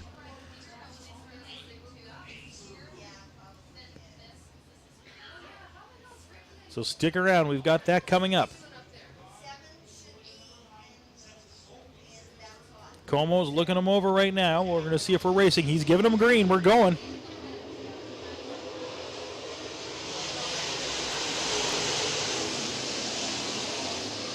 Mooney jumps back to the lead again. Walt Morris gives up another spot. Oh, we got some action in the back. Mike Balkin hitting the back end of Walt Morris. Walt Morris trying to hold the car steady. And Ricky Weiss right beside him.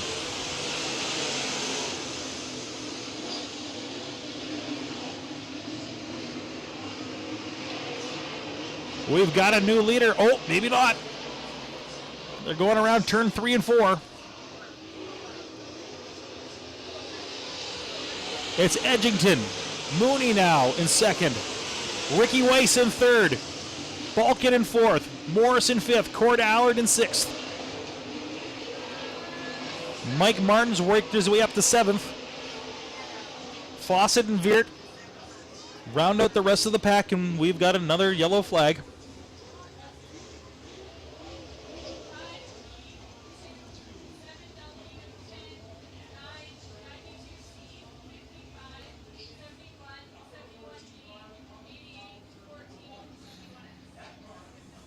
George Balkin in a bit of a wreck in the back in the corner.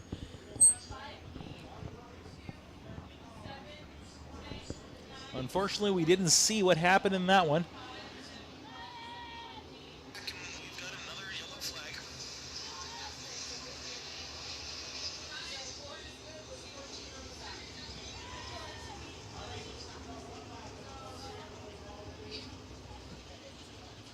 So another yellow flag means another wait. 13 minutes left on the board before do we go to a green-white checkered. So the good thing about these cars, they move around the track pretty fast. So once they get going, we can usually chew up a few laps right away.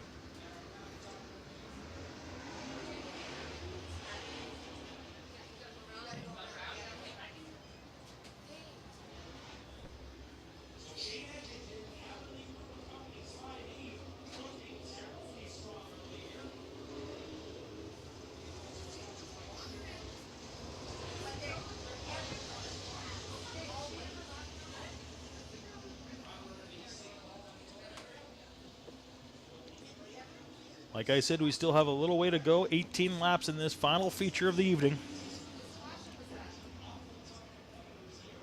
It's almost been 4 hours of racing here at the Speedway tonight. We've had nights as fast as 2.25. It's a long one. So if you've joined us for the long haul, thank you so much.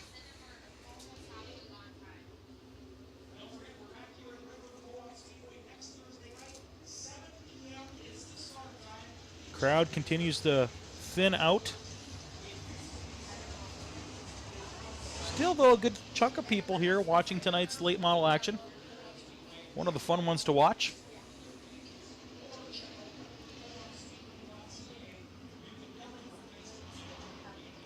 Shane Edgington holding on to the lead in this one. Mooney, Ricky Weiss, Mike Balkin, Walt Morris, Cord Allard,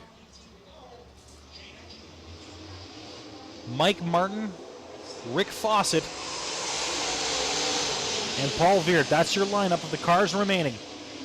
Edgington still in the front and Ricky Weiss going wide. Mooney struggling a little bit to hold his line. Weiss gets around him. Now it's Edgington and Weiss. Balkin not far off of them. Could be a race up front between the big 3 or 4.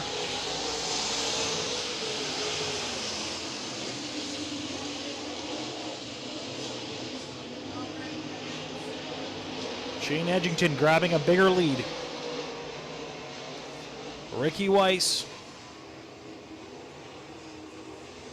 in second spot. Mike Balkin hot on his heels. 16 laps to go. That one's complete. We got 2 clean laps in. Something to celebrate.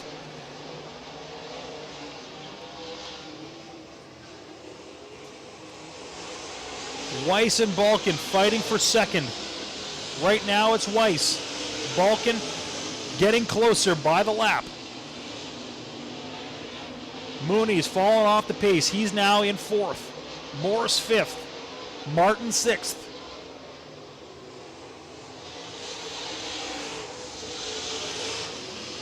These guys are close. The race could be for second spot in this one. Look at the backstretch. Door to door, it's Balkin and Weiss.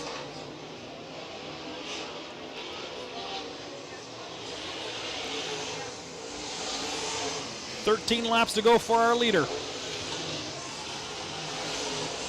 Wow, this one's fun to watch. Weiss and Balkin, a lot of great rivalry between those two.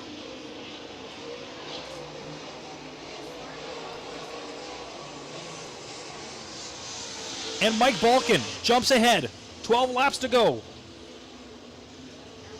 Rather, another yellow flag, ladies and gentlemen.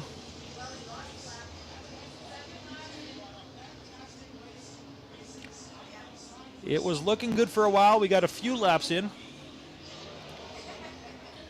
But once again, another yellow flag. So another delay.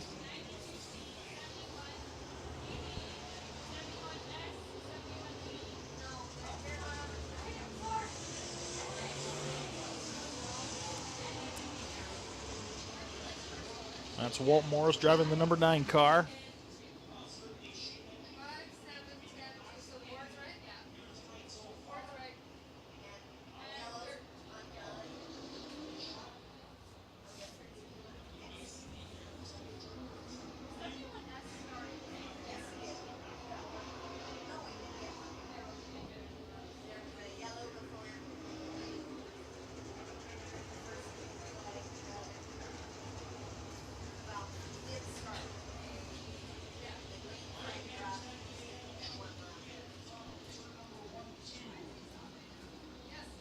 Walt Moore's pulling up to the front stretch here.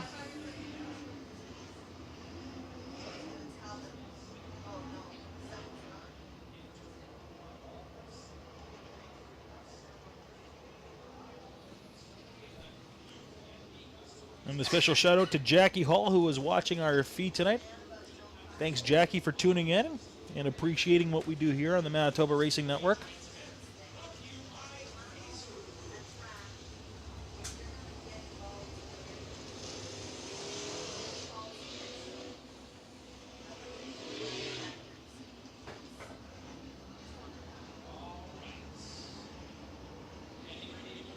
$13 laps to go in this one.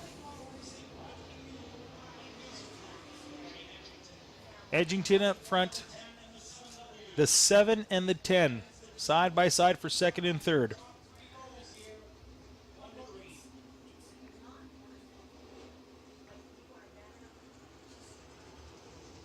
They're getting one to green. Mike Martin, currently sitting in the 5th spot, started this race, get a load of this, in 11th. First year in a late model, and I think he's catching on pretty quick. A good, clean race for him so far.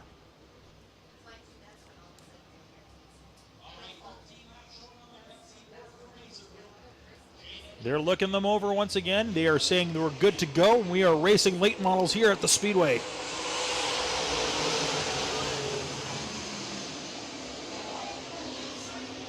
Oh, baby. Edgington almost loses some ground to Mike Balkin, and Ricky Weiss back into second spot. Weiss goes wide. Balkin's going inside. And look at the Ricky Weiss pushing to the outside. Held on to the lead for a second. Is he going to hold it around 2? Yes, he is. Ricky Weiss, your current leader. Mike Balkin not far behind. He's in third, keeping pace with the leaders. Ricky Weiss looking for another win tonight at Red River Coop Speedway.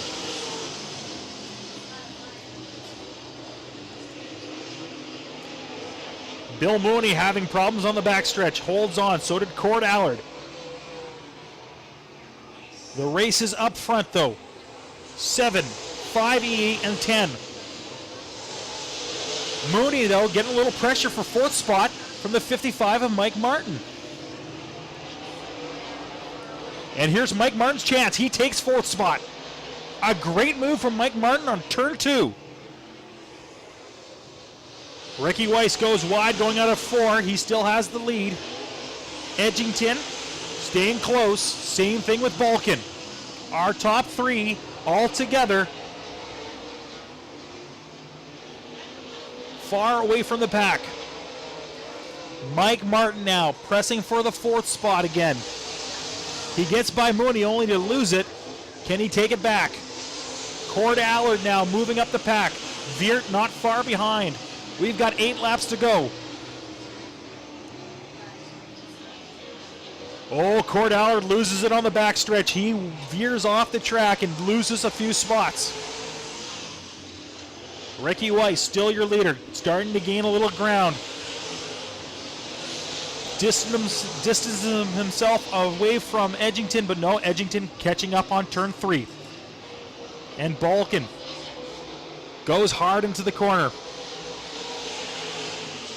6 laps to go. Mooney in 4th. Followed by Martin, Veert, Fawcett, Cord Allard, and Walt Morris.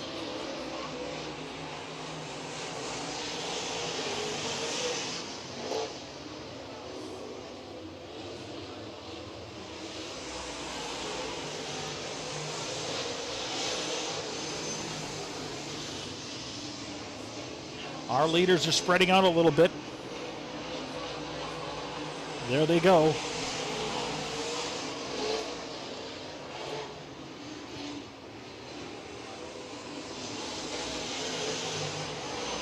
Mooney's still in 4th. A little pressure, though, from Mike Martin as they go around turn 2.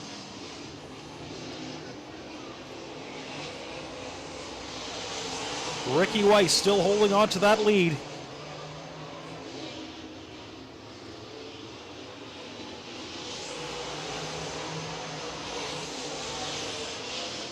It's Martin and Mooney. Martin on turn 2 jumps out into the lead again. Our leader's down to 2 laps left.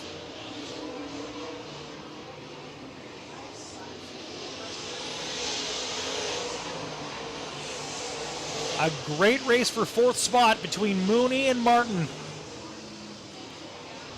However, our leaders, they're down to 1 lap remaining. Ricky Weiss, your leader. Shane Edgington in 2nd. And in 3rd spot, Mike Balkin, but they're coming up to lap traffic. In front of them, the 92. But it won't matter for Ricky Weiss. He takes the checkered flag. Another victory for the 7W car. Edgington finishes it up in 2nd. Mike Balkin 3rd.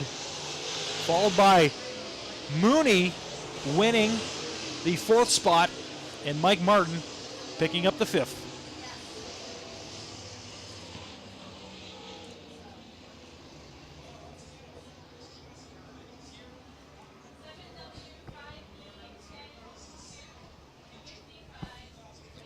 A full night of racing here at Red River Coop Speedway.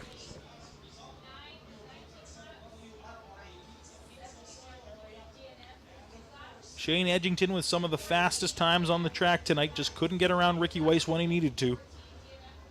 Balkin not far behind, and neither was Weiss, all dropping into the 19-second range.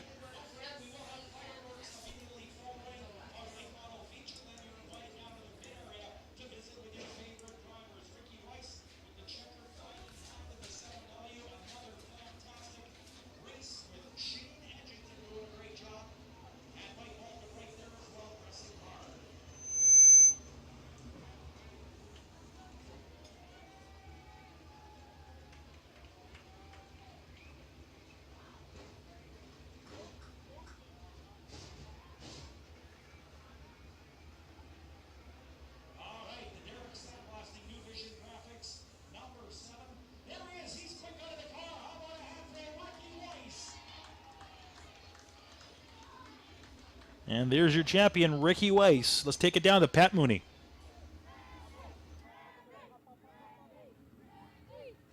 Ricky Weiss, congratulations. Come on up here if you can. Congratulations on another race win. Fantastic job once again, man. Edgington real tough, Balkin real tough. That was a great race. Yeah, I always like to see Shane have a good run, and I mean, he was good, he was strong. When they crashed over in turn 1, I knew I wanted to go up there. I knew I was waiting for it, but there was something laying on the track. Shane was faster if I couldn't use it. Finally, we got another caution. I stopped, they picked it up, and I was just hoping it was going to stick, and when I seen him go down, that was my only chance. So, well, congratulations once again on a great win. Yeah, it's great job to Shane too, and just like to thank all my sponsors: Hands On Excavating, Forest Flying Service, Derek Sandblasting, New Vision Graphics, Keyway Trucks, AIE Communications, Normie, iBox Springs, Turk Trucking, and Speed World. All right, how about it for Ricky Weiss, your winner in the Wazota Late Models here tonight. All right, thank you, Darren Palin, and we are just about ready to wrap it up. Of course, we did promise you fireworks. We're going to show you a little bit of that here in just a few seconds if it goes on right away. If not, thank you so much for joining us here at Red River Co-op Speedway. Have yourself a great evening. We'll see you guys back here next Thursday night.